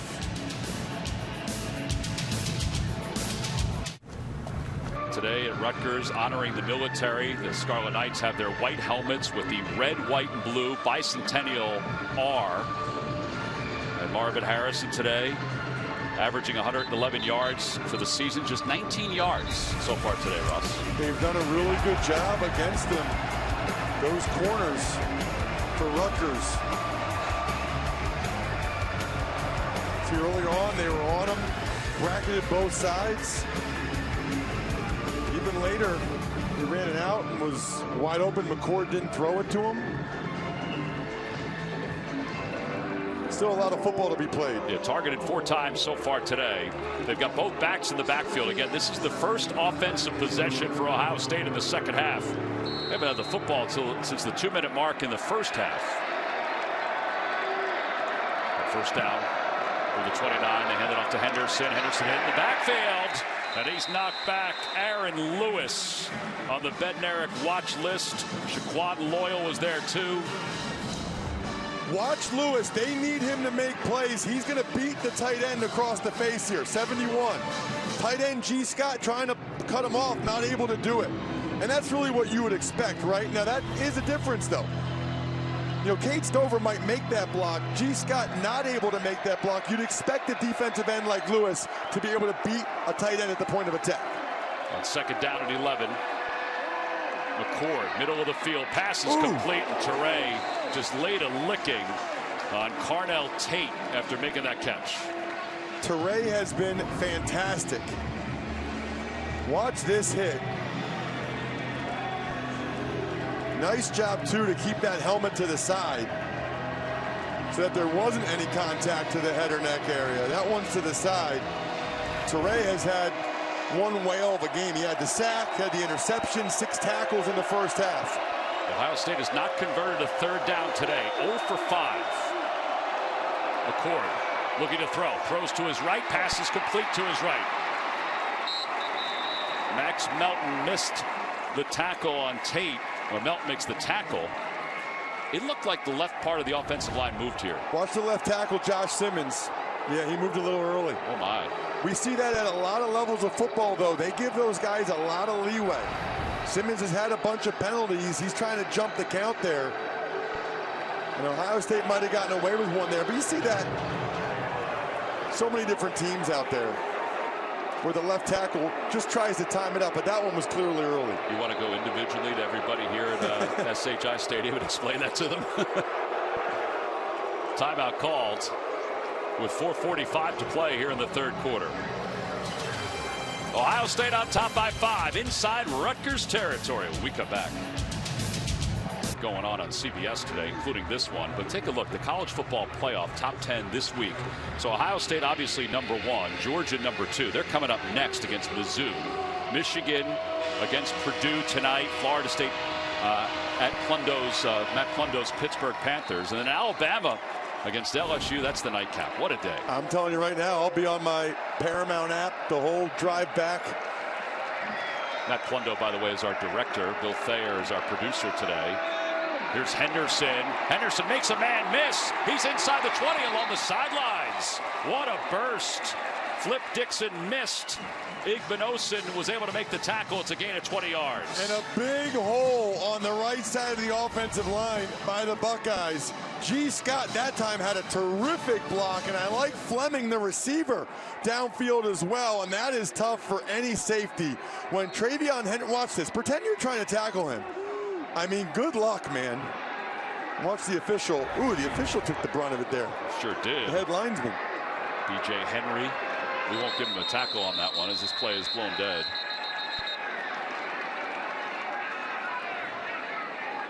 On the field on the previous play was the runner stepped out at the 21-yard line. That ruling is under review.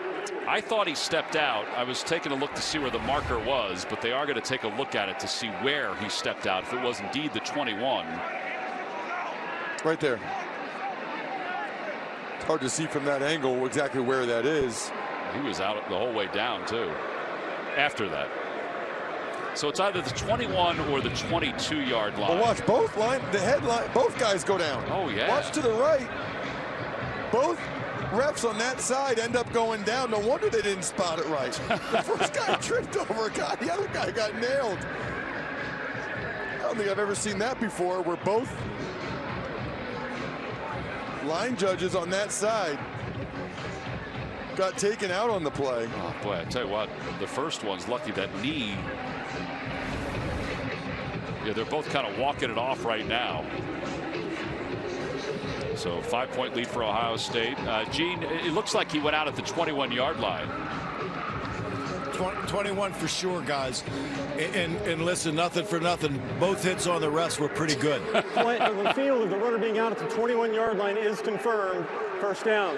All right, have you ever taken a hit like that as a referee? I mean, tell us. Be honest. I have had my hits in my share in my day, guys. But you know, we hope everybody's okay, right? But look, there are times in these situations where you are moving to the right spot, and then unfortunately the players decide to come to what you thought was the right spot too.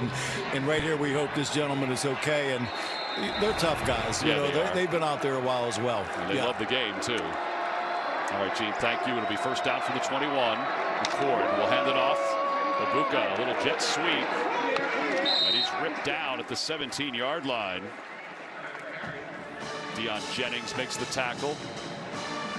Feel like Ohio State's taking control here in the third quarter? Well, I know this. It is critical that Rutgers holds them to a field goal here, right? I mean, Rutgers not really built to come down 2 scores. If you hold them to a field goal, as you see, their young defensive coordinator, Joe Harris-Simiak, done an excellent job. But you got to hold them to a field goal to keep it a 1-score game. Former head coach at Maine, Henderson. And Henderson slides down close to the first down marker. Ayton made the tackle, probably a yard shy of it. So this is the spot on the field, too. When it's third and this short, I'm a huge believer in the quarterback sneak. Well, they're 1 for 6 on third down. McCord will keep it himself, and he runs the pile forward to the 9. That was awesome. They had TreyVeon Henderson looking at the sideline Like, what are we doing? Are we audibling? What's going on? And then McCord just snapped it real quick. Watch Henderson, right side of your screen there. What are we doing? That is great. Ohio State, they've got left side right there. Henderson, what's going on? What's the play? Some of the Rutgers defensive linemen weren't even in their stance. It's the little deception that goes a long way in the sport of football. Birds, the H-back, number 49. They hand it to Henderson, who runs the opposite way. He shoves one blocker into the end zone. Touchdown, Ohio State. TreyVeon Henderson gives the Buckeyes an 11-point lead. That was a solid drive. Really well blocked by the Buckeyes. And watch the whole left side, but in particular, 71 Simmons against Lewis. Right in the middle of your screen. Just rides him out of there.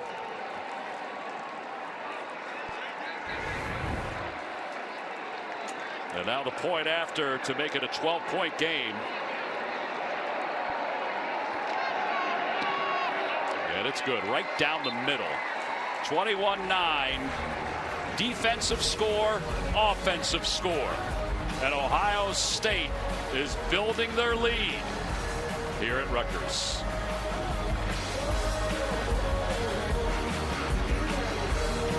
First offensive points for Ohio State since 8:35 left to play in the first quarter. 8 plays, 71 yards. Henderson, a 9-yard touchdown run. Let's take a look at our fourth game changer, and it is Henderson. Well, it certainly was on that drive, right? I mean, he really got it going, got a good block downfield from Harrison.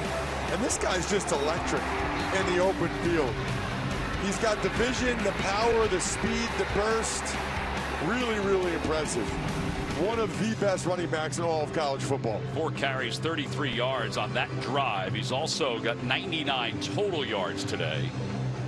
On 4 receptions, 15 yards in the air. This is interesting.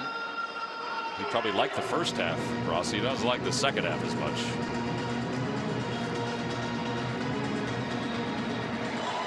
Ohio State will kick it off.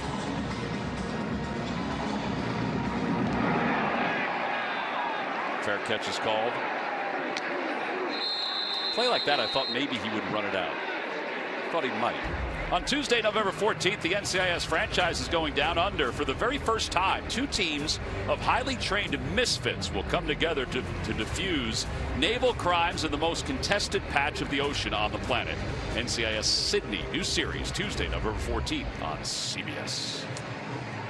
So if you're Rutgers, I don't think you come out here and just start chucking the ball over the place, right? I know you're down 2 scores now, but the goal at this point is just to find a way to make this a 1-score game in the fourth quarter, which is what they were hoping for really even before the game started. And they still have had their most success when they run the football.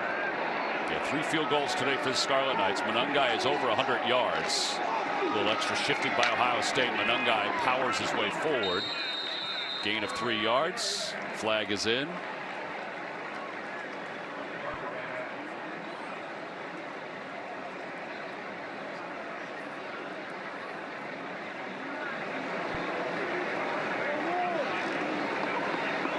So there was a little shifting by Ohio State Offside. at the end. Defensive nose guard was in the neutral zone. 5-yard penalty.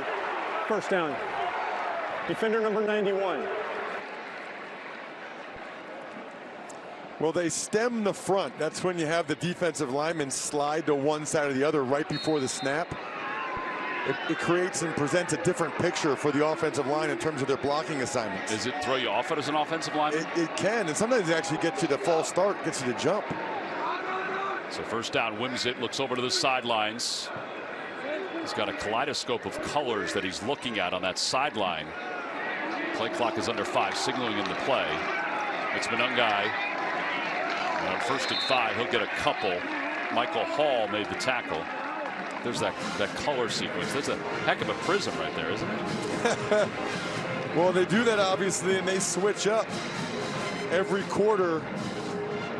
Who's signaling into Wimsatt? You think they battle about which color they can wear during the day? It's just weird, isn't it, to see like Rutgers with a yellow? Yes. Right, or Rutgers with a green. Doesn't look right. 2nd down and 3. Monengai 137 yards so far today. 30 away from his career high, and he's got a first down. At least it looks that way. Let's check in with Tiffany. What do you got, Tiff?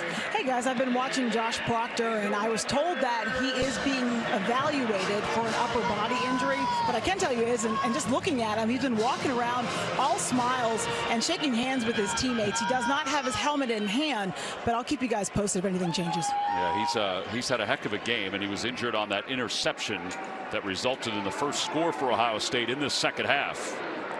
Under a minute to play in the third quarter. Off the first down.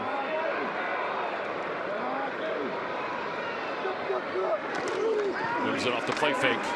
Throws it to the right. Passes complete to Dremel. And Dremel's out of bounds close to midfield. He was in front of Jordan Hancock.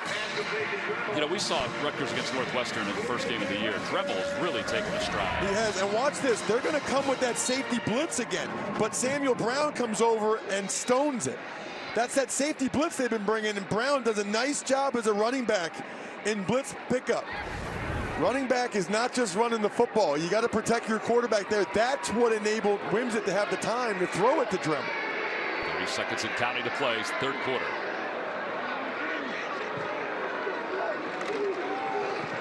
Brown stopped behind the line of scrimmage. Well, that should be the final play. Tuimoloau came in to make that tackle. That's how athletic he is, to just kind of brush aside that block. And that's what his defensive coordinator, Jim Knowles, said to him. Just go be an athlete, make a play. If you see it, go. End of the third quarter. It's been a dandy of a game so far. Ohio State turned it to their advantage here in the third. They're up 21-9. My play after the game is going to be a Jersey Mike Sub. Attaboy. Second down at 12 from the 46-yard line. Wimsatt throws pass to Dremel. He breaks one tackle, now another. Stumbles inside the 30. And he's taken down inside the 20-yard line. Eichenberg tracked him down after Malik Hartford missed him. Just what an unbelievable story this guy is. Slot receiver, man-to-man coverage, working against Hancock, and he's just quick. The former walk-on. It's a gain of 35 yards. He grew up playing with Monengai. In fact, they played on the Montclair Cobras, an elite junior football team when they were kids. I bet the Cobras were pretty good. I guess they were. First down inside the 20. Wimsatt off the play fake, sets up in the pocket, goes toward the end zone. Caught! That looks like simultaneous possession. Yep, touchdown Scarlet Knights. There is a flag, however. Jaquay Jackson is credited with the score, even though Ohio State came out of the pile with the football.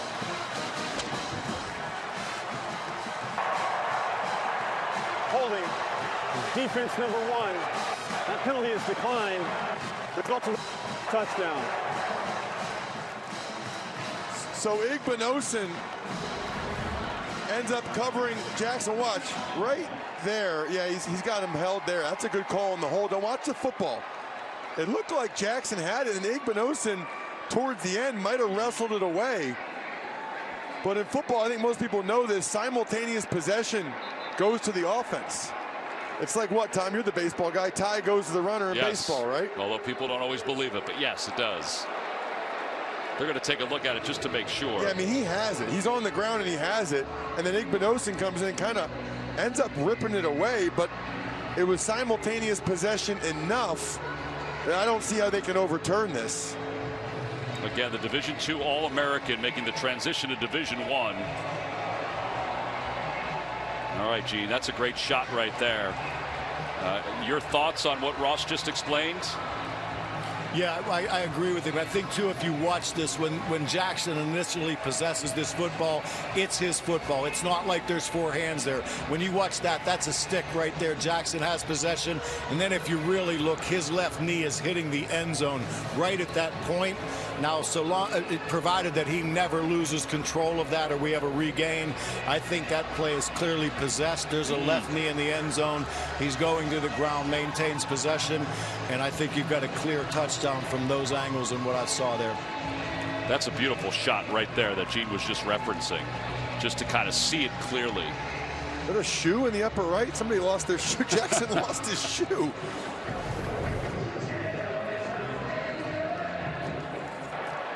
After reviewing the play, the ruling on the field of touchdown stands as called. It is a touchdown. What a story.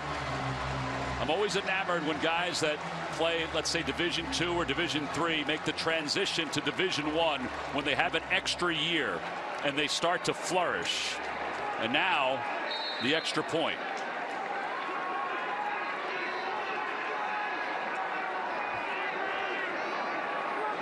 To make this a 5-point game.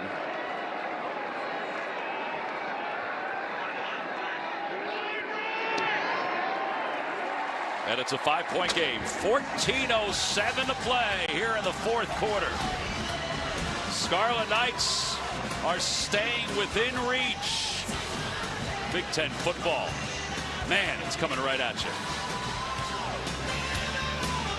Resorts game recap. It's a 5-point ball game. That's the most important thing. Monongah's got 140 yards. Henderson has 99 total yards for Ohio State. And I would not be surprised, Tom, if we see a lot of Henderson on this drive. It felt like the Buckeyes were starting to wear down Rutgers defense a little bit on that last drive. So we might see a heavy dose of number 32 after that touchdown from Jackson. And I agree with you, Tom. I mean, to play Division II football in the PSAC, as you see the time of possession at the bottom, Rutgers doing exactly what they want to do. But the Pennsylvania State Athletic Conference, for the California Vulcans, I know a lot of guys that played in the PSAC, and now he's out here scoring touchdowns against Ohio State. Just incredible. 21 touchdowns the last 2 years. Ohio State will get the football back out of the back of the end zone. Let's go to New York and Adam Zucker for an update. Hey, T-Mac over on CBS Sports Network. Undefeated Air Force looking to win consecutive Commander-in-Chief's trophies, but Army quarterback Bryson Daly, go kid, longest play of the year against the Falcons. Army's lost 5 straight, but they lead 10-0 right now in Denver. 5 minutes in. Yeah, the academies, it's just different. John Sadak set that out today when he was previewing the game that he's doing on CBS Sports Network. When they play each other, you literally can throw the records out. It means nothing when the service academies go head-to-head. All right, Ohio State with the football, 14:07 to play. Henderson is indeed in the backfield, off the play fake. McCord throws underneath. He has G. Scott, the tight end, but it's read beautifully. Stay in the know with CBS Sports HQ, a 24/7 free network that brings you the latest news, picks, scores, and highlights from all the sports you love. Watch CBS Sports HQ anywhere, anytime, all the time.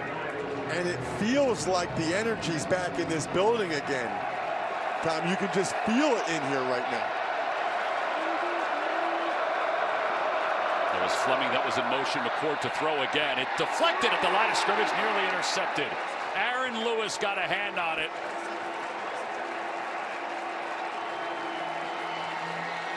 Well, that's a missed opportunity. You'll see Lewis, 71, get a hand on it. There was nobody covering Marvin Harrison. You're not going to believe this when you see it. Watch 18. There's nobody covering him. Nobody's covering 18.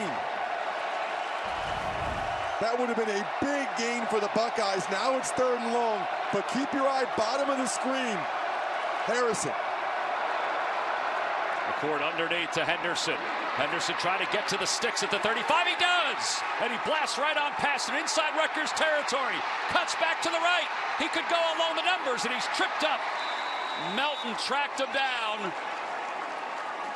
Down close to the 5-yard line. It looks like they'll mark him at the 9. Are you kidding me? This guy destroys angles. Raise the right side of your screen. He's just going to run a little check down here. I mean, he's right in the middle. He's just the check down. Bad angle by the young linebacker, and he hasn't gone against somebody like Henderson with that speed. That's 65 yards. Wow. He has 164 total yards. Trainum is in. McCord to throw toward Harrison. Turns his body, lost it. Broken up at the last moment by Longer Beam. These Rutgers corners are legit. I saw that on film. It's the best part of their defense. They can play. Well, look at this. This is pure man-to-man coverage here. Again, jaw, eyes, ball. When he sees the ball come in the eyes, the hands punches up through it. Gosh, that's so well done. That's like a coaching tape right there. You know who's happy about that? He's visiting Germany right now. Jason McCord. Jason McCord, our buddy for sure. They give the ball off to the right. And down to the 5-yard line is Xavier Johnson. Now they do like to do that with Johnson. He's kind of a jack of all trades. Big difference again here, Tom, between a field goal and a touchdown. Field goal keeps it a 1-score game at 8 points. Touchdown, Rutgers goes down 2 scores again, and somebody's down on the other side of the field. That's Max Melton, who's injured for Rutgers at the 8-yard line. He's played a heck of a game. So the athletic training staff is tending to him. And that would be a big loss because he's the corner opposite Longerbeam, and they're both excellent. Now the good news is his backup, Eric Rogers, is a heck of a player in his own right, but now they're down a corner essentially. A 5-point game. Ohio State on top by 5 and has the football inside the 5-yard line facing a 3rd and goal. I mean, I still can't believe that, Tom. It was 3rd and 9, and McCord just throws the ball to his check down. The Rutgers linebackers got too much depth, and then even when they realized what was going on, TreyVeon Henderson just obliterates angles. Yeah, it's that little open field move to the right or left, and it's not even I'm going to move 5 yards. It's just like 1 or 2 steps to the right or left as Melton's back up off the turf.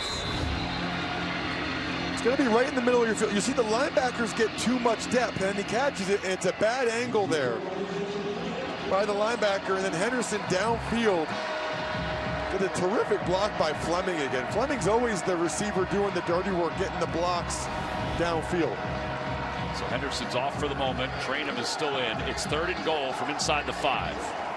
You got somebody you like here? Well, Harrison's at the top of the screen, and Melton obviously can't be out there on this play.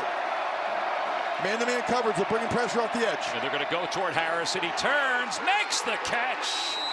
He hangs on, keeps 1 foot in as he beats Longerbeam. And Marvin Harrison Jr. with his 9th touchdown reception of the year. It's 27-16 Ohio State. Well, it didn't work the first couple times they went to Harrison, but eventually it's going to. Has the ball, right foot down, possession, ball never moves. It's a beautiful touchdown by a fantastic football player. And that time again, Longerbeam tried to go up through the body at the end, but Harrison kind of shielded the body and spun around. That's why he's so good. Fielding's point after is good. We mentioned it. It really turns this game into a heavy favorite for Ohio State. This is what he does so well. Great hands, great vision, and amazing athleticism. Win the competition for the stuffed animal or no? It was close. The little kids got mad. I acted like I won, at least. It was really close. Here's the scoring drive for Ohio State. 6 plays, 75 yards, and they get their best player involved. But how about this? So they ran the ball once. They threw the ball 5 times on that drive. Right, because you would think the opposite, right? Yes. Start to run the ball. They were wearing them down, but they showed a lot of faith there in Kyle McCord, and he's rewarded that. I mean, he was 10 of 13, 3rd down and 4th down against Notre Dame. The other part of it, too, for Rutgers, they've been playing without Tyreen Powell, their leading tackler, and maybe that catch and run by Henderson is where it was exploited more than usual. He would have been out there on that play for sure. Here's the kickoff. Rutgers will watch it go over the head and into the back of the end zone. Let's go to New York for an update. All right, T-Mac, it's 20 unanswered points now for Kansas State in Austin. 3 turnovers by Texas and 4 touchdown passes by Will Howard to tie a career high. They muffed the extra point on this one, so it's tied at 27, and it's a 5-way tie atop the Big 12, guys. It's amazing the traffic jam in the Big 12 right now. And they missed the extra point? Yeah. Oh, my gosh. Will Howard's not too far away from here. He's probably about 45 minutes away. Yep. You don't see many Eastern PA guys going to Kansas State, but he's doing well. All right, so Rutgers down 2 scores, down 12, 12:02 to play. Wimsatt last drive 3 for 3, 67 yards in the touchdown. But Greg Schiano's on the field barking. I think he wanted a timeout.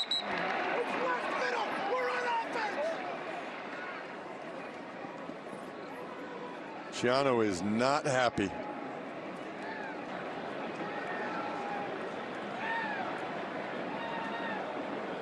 I'm not sure they had the ball where they wanted it to be. I heard him say it's left middle. We're on offense. Rutgers had requested that the ball be placed in the left middle of the field prior to the ready for play. First down. So here we go. Watch Greg try to get the officials' attention. He's doing some counseling on the sidelines. Well, listen, I know this much. People don't talk about it enough, but especially in college football, where the hash marks are wider, where the ball is makes a big difference on what plays you would run. Right. So that could have been a disaster.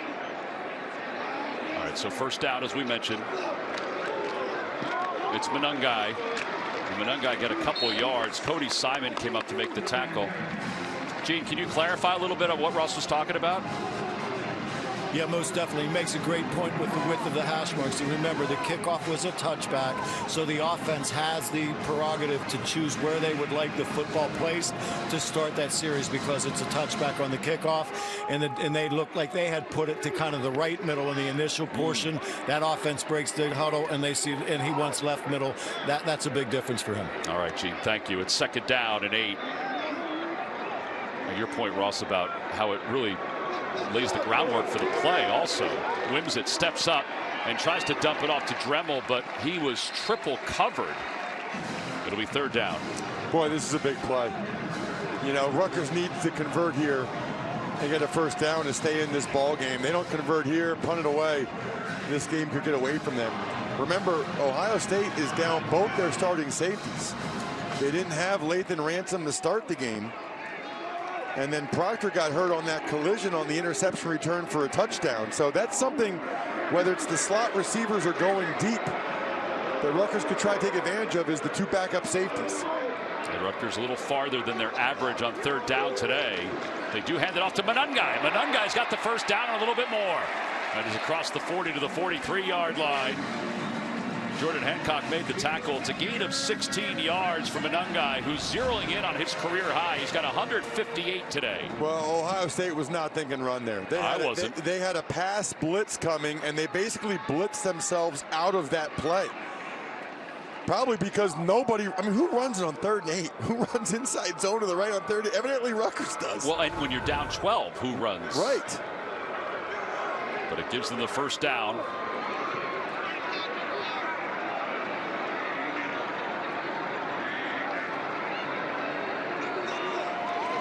Wimsatt on first down looking to throw. Ball is swatted in the air, and it's nearly intercepted. A flag comes in just as the ball was released. Wimsatt didn't realize it, but he had Monengai wide open in the flat. Personal foul, hands to the face. Defense, number 51. 15-yard penalty from the previous spot. Automatic first down. Michael Hall called for the penalty for Ohio State. Well, that's a big penalty. Watch 51 right there.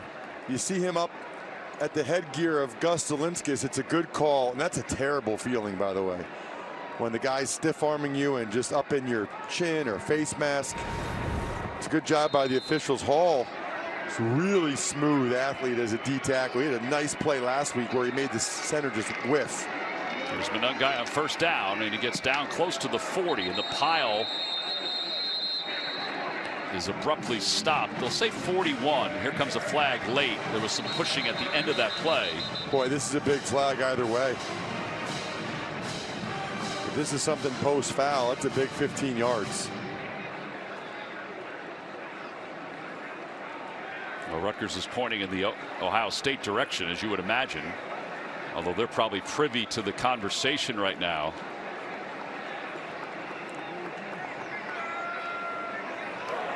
After the play was over, unsportsmanlike conduct Defense number 91. 15-yard penalty from the end of the play. Automatic first down. That is number 91's first unsportsmanlike conduct foul of the game. He's wondering what he did. His hands are out from his body. Watch 91 right here. Yeah, he's got Monungai. Plays over. They're blowing it dead. And he came with an elbow at Felter, the left guard. Yeah, I don't know about that one, man. I would let him play right there. That's not enough for a 15-yard penalty. I would agree with Felter that. was still kind of driving him, so he's like, get off of me. That's one where I would have gone with the no call there. But it's a first down for the Scarlet Knights. Wimsett will keep it himself. And Wimsett's inside the 15. He fumbled the football, but Dremel fell on top of it. Styles looked like he peeled it loose. Unfortunately, Dremel was in the neighborhood. Was just about to say, Tom, I think they need to run Wimsett a little bit more. Let's watch the tail end of the play. Looks like Styles. Yep. Look at all the force he's putting on that football. I think that was out. Wow. That was out before Wimsett was down. Jim Knowles told us, he said, I have no concerns with Styles at safety with the injury to Ransom. He's proven himself a lot defensively. It's first and goal inside the 9. Trips to the bottom of your screen. Wimsett will keep it himself. And Eichenberg just holds on as Wimsett goes down close to the 6. Well, again, still plenty of time. It's not like they have to rush to get a score. No, but they do need to get a touchdown. Yeah, exactly. Because down 12, a field goal is not going to do anything for you. You're still down 2 scores at 9. So Rutgers, this is absolutely 4-down territory. No matter what happens here, they've got 3 downs to get the touchdown. They don't get it on these first 2.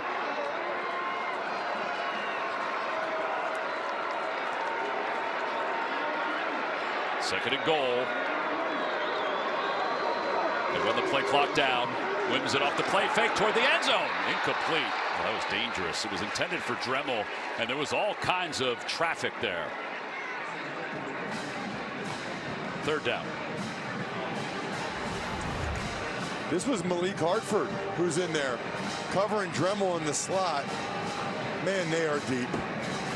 I mean, that's essentially their 4th safety out there, covering Rutgers' best receiver man-to-man and locking him down. Really nice play by the youngster Hartford. Yeah, again, Ohio State's played this entire game without Burke, without Ransom. Proctor was injured earlier. And it's third down and goal. Wimsett pumps a few times, throws to the back of the end zone. And it's caught, but I think he's out of bounds. Incomplete. He had Ian Strong, but he was on the defender as he slipped out of bounds. Nice throw by Wimsett. Strong goes up, has the ball. I think that foot got he lost the ball at the end. He lost the ball. He lost the ball at the end anyway. They're going to take a look at it, but he didn't possess the ball. Watch.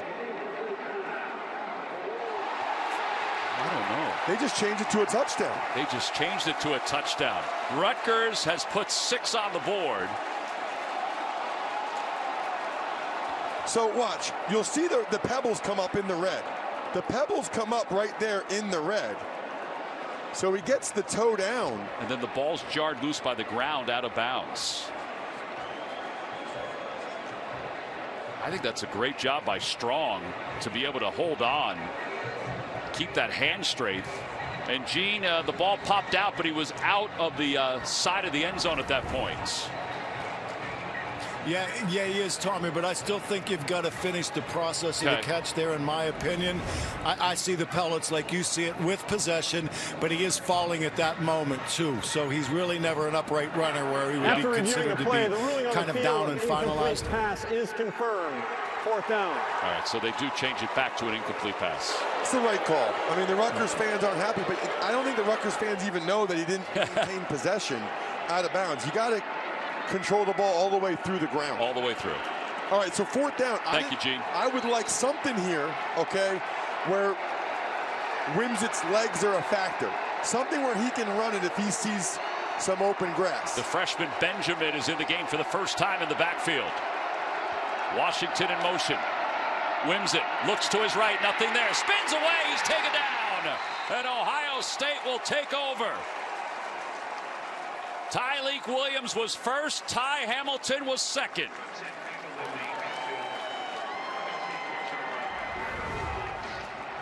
Well, he had time initially, but they ran a stunt to that side, and Williams gets in there. Hamilton finishes off, and that Buckeyes defense holds once again.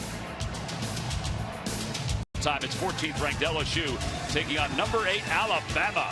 That's all still to come here on CBS and streaming on Paramount Plus. Missouri used to be the upset kings of the 70s. 10 top 10 wins back in the 70s, and Ohio State, well, #1 team in the college football playoff poll. Their defense has helped carry them and did right there. Right, and this is an ET. The end comes up and comes in, and then the tackle loops around. There was nobody open early, and then that stunt is what got Ohio State the pressure for the sack late. First sack of the game, now Henderson, and we should get a big dose of him. He gains 3 on that first down run. Aaron Lewis makes the tackle. Keep in mind, Rutgers needs 2 scores, and Ohio State obviously knows that, so they're going to try to chew up as much clock as possible. Well, they should, because now the tables have kind of turned, right? If you're Ohio State, now you want to be the one shortening the game and taking the play clock down. And this is kind of a different way for Ohio State to win, right? You know, it used to feel like Ohio State games are always like 55-28. But they're winning differently this year with their defense. And just talking with some Ohio State fans, they're kind of not used to it. It's a little bit uncomfortable to win with the D. On second down, it's Henderson, the D, and Henderson into the open fields. And Henderson is spun down at the 43-yard line. Jennings tracked him down. He's over 100 yards. Or just give it to 32, and good things will happen. Really well blocked. Harrison got a nice block. And Rutgers has a defender down. Yeah, it's the 3rd straight 100-yard game for Henderson. And the athletic training staff has come out to tend to the injured player. We'll step aside and be back right after this. Off the field, he's bracing himself as he went into the 10. So here's the injury after the tackle.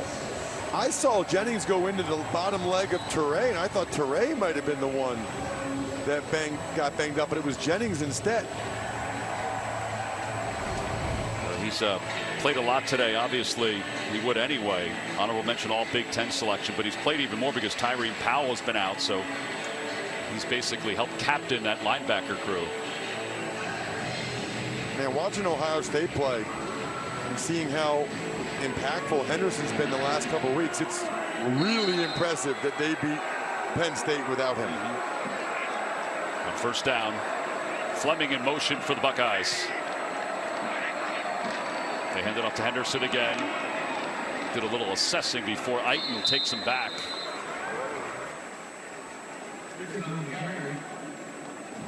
Still to come, time permitting, State Farm College football today. Stay tuned as Adam, Rick, and BJ bring you the day's highlights and get you set for game 2 of our triple header between 12th ranked Mizzou and number 2 Georgia. Should be a heck of a game. I can't wait. Paramount Plus app the whole way home. Second down at 8. McCord off the play fake, pressure's coming, he throws it and just tries to get rid of it. Ibuka was the intended receiver. Aaron Lewis was the one who was pursuing McCord. Now it's 3rd down here. 3rd and 8. I was a little surprised Ohio State threw the ball there, but listen, they're going to continue to try to move the football any way they can. They've just had more success, frankly, for the most part, when they've given it to Henderson. Now you have Ibuka, Harrison, and TreyVeon Henderson trips to McCord's left, top of your screen. He's looking that way on 3rd down. He's got Ibuka, but he's shy of the first down, up to the 49. Longer beam was in on the coverage. So they threw it, but obviously pretty conservative. Well, and this is where we talk about how great their defense has been this season. You know, they're up by 12. They can now play sort of a field position game. and use their defense to try to slow down Rutgers. And Ryan Day knows that. Yep. And Ryan Day is just going to do what it takes to win. He's not trying to put up 45 points or hang a specific number on an opponent. He's just going to do whatever it takes to win that game that day, and that's why he's never lost to one of these unranked teams. Now, Rutgers does have the ability to block kicks. They do it quite often. This punt kind of goes oppo from where he kicked it, and it rolls inside the 10 of the 9-yard line.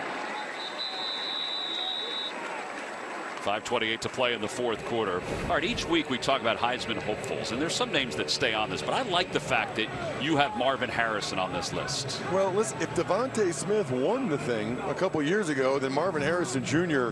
should absolutely be in the mix, but you know, today's not going to help his cause, right? I know he had a touchdown, but to have any chance as a receiver, you have to have ridiculous numbers and do it every week, and he's done it the last 4 weeks, but barring something unforeseen for the rest of this game, he's not going to have Heisman-type numbers today, and it's just really difficult for receivers because you're dependent on so many other people.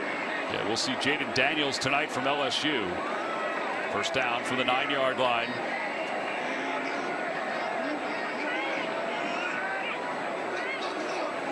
Wims it to the 1. Wims it, dumps it off. Pass is complete. It's a gain of 5. Again, they need 2 scores. That was Isaiah Washington who made the catch. That's going to take us, Ross, under this 5-minute mark because we know how Rutgers is. They'll be well. They're going they're going a little bit faster here now because they have to. They're down 2 scores. They need to hurry up.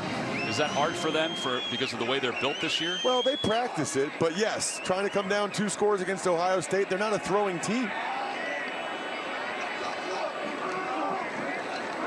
Wins it out of the backfield is Monengai, and he threw it behind him. So it'll be 3rd down and 4. Wins it today, 10 of 24, 129 yards for Greg Schiano. The interesting thing here is if they don't get it here on 3rd down, Schiano, I think you have to go for it. Yeah, because time is not on your side to get more possessions. No, and that's something, by the way, he should tell Shiraka, the offensive coordinator, before this play, hey, you got 2 downs. Because remember, Rutgers, unlike other people, they're not afraid to run it here. And it's Wimsett who will run it. Monengai is trying to block for him and nothing doing. He got a couple of yards. That's it. It'll be 4th down. Got to go, obviously. Eichenberg is running off here.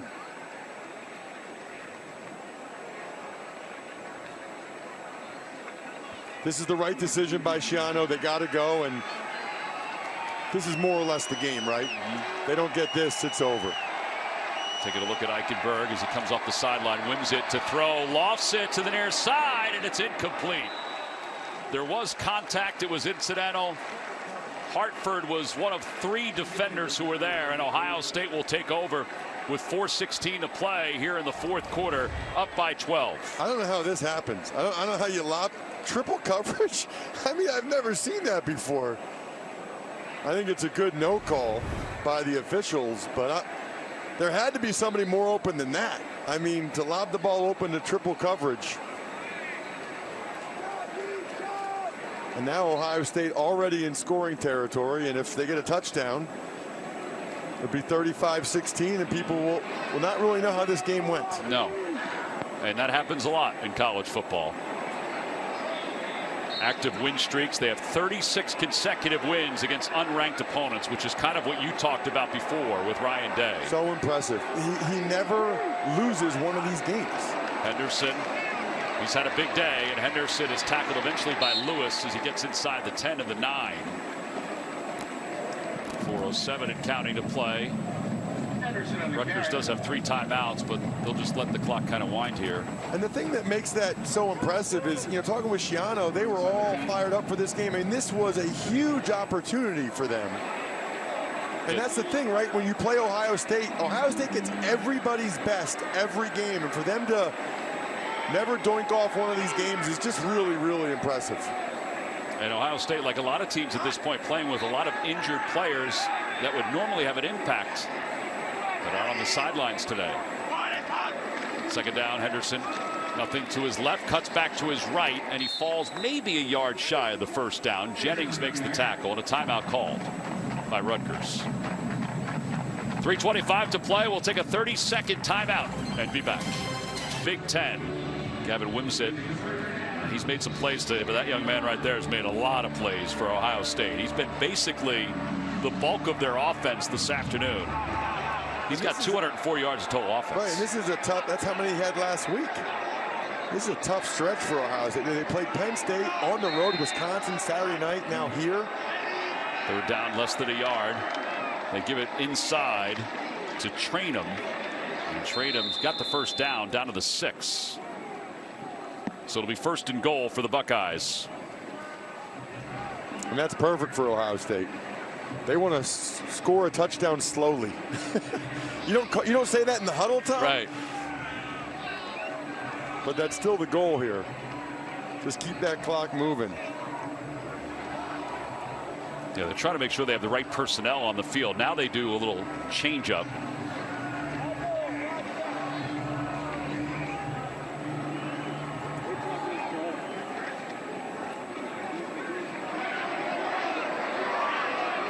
.240 to play. Still has 20 seconds there on the play clock. There's no reason to snap it. Not a good feeling, by the way, for the offensive line to be in your stance. Look at the left tackle, Simmons. He's looking back like, you guys ready? What are we doing here? Henderson, nothing to his right, tries to go to his left, and he's wrapped up and taken down. It's a loss on the play, and Rutgers calls a timeout.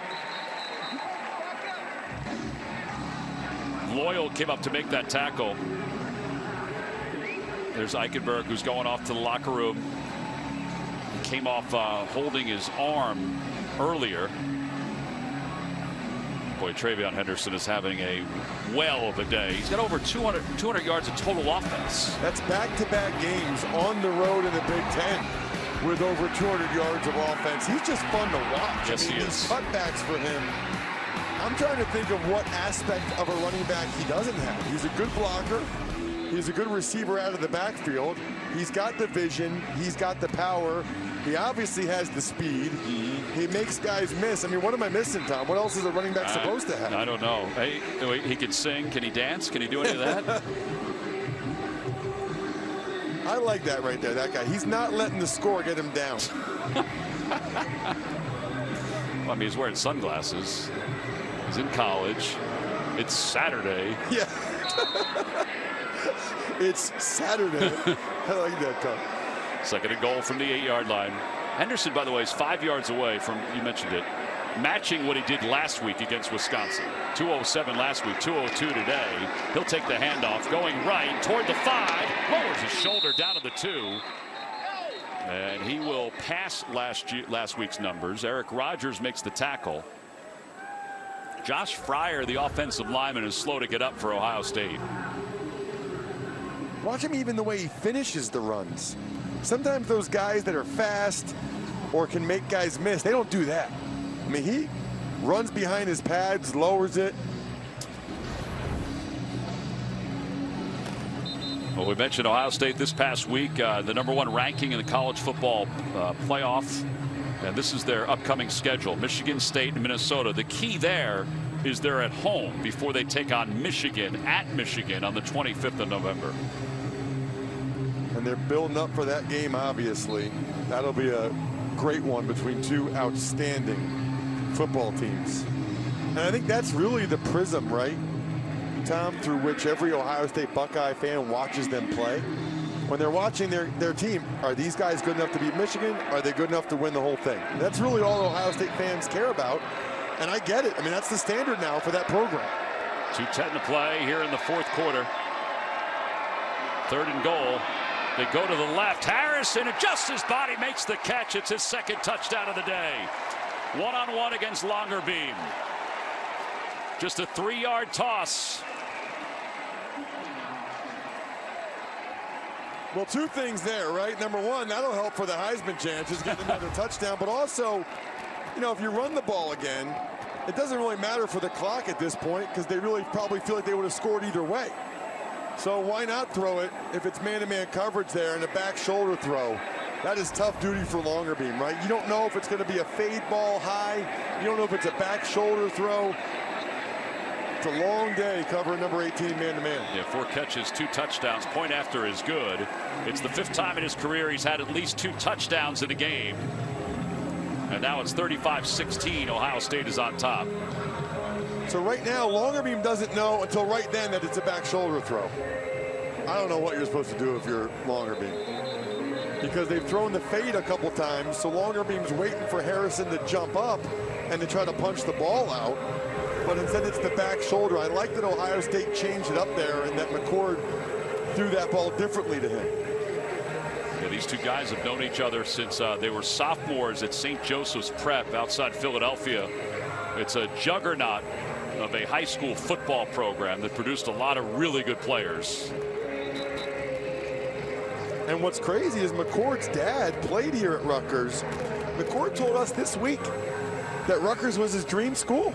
Yeah, up until about his sophomore year, right? Yeah, well, yeah, and there was coaching changes and stuff, but he talked about the VHS tape that his dad pulls out where he threw 3 touchdowns against Pitt. I was just glad Kyle even knew what a VHS tape was. You don't often hear, though, the Ohio State quarterback say that Rutgers was his dream school. His dad was a lefty quarterback. He wound up playing in Europe after finishing up his college career. Fair catch is called by the Scarlet Knights. 2:07 to play here in the 4th quarter.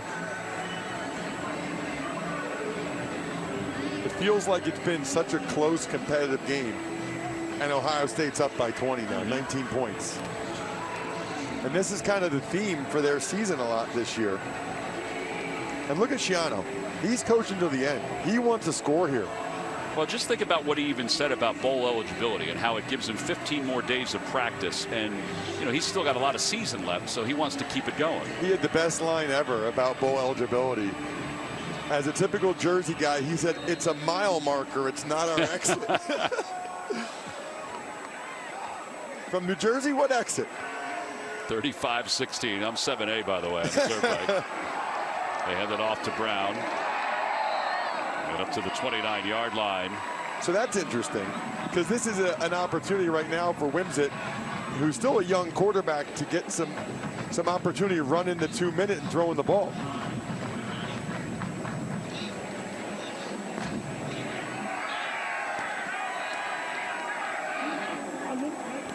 Well, Rutgers clearly not in the hurry up. Nope. I thought they were going to come out and really make a point of emphasis to throw the ball and try to get another score and finish this thing strong.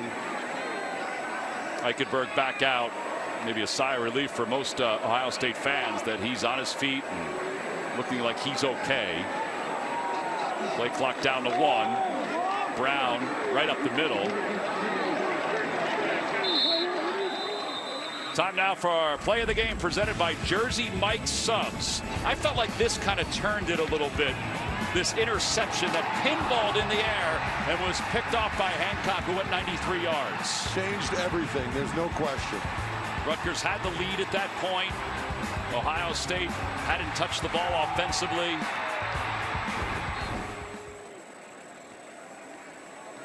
I mean, that was crazy. Rutgers had the ball, had the lead in Ohio State territory. Proctor makes a play on the receiver, and then the ball bounces right to Hancock, who takes it the other way. They're down at 2. Brown again, and Brown right up the middle. Brown across the 40, and Brown to the 43. All right, so the updated Big Ten standings will give Ohio State the victory, 9-0. Rutgers the loss, 6-3. But still a lot to play for the Scarlet Knights. And that's going to be the final play of this game. Ohio State was tested today, but they were able to open things up in the second half and get out of New Jersey with a much needed victory. 35-16. I hope game 2 and 3 are as good as game 1 on CBS. For Ross Tucker, Tiffany Blackman, Gene Steratore, our entire crew, I'm Tom McCarthy saying so long from Piscataway. Remember, coming up on CBS, number 12 Missouri takes on number 2 Georgia. But first, we'll take you back to our New York studio.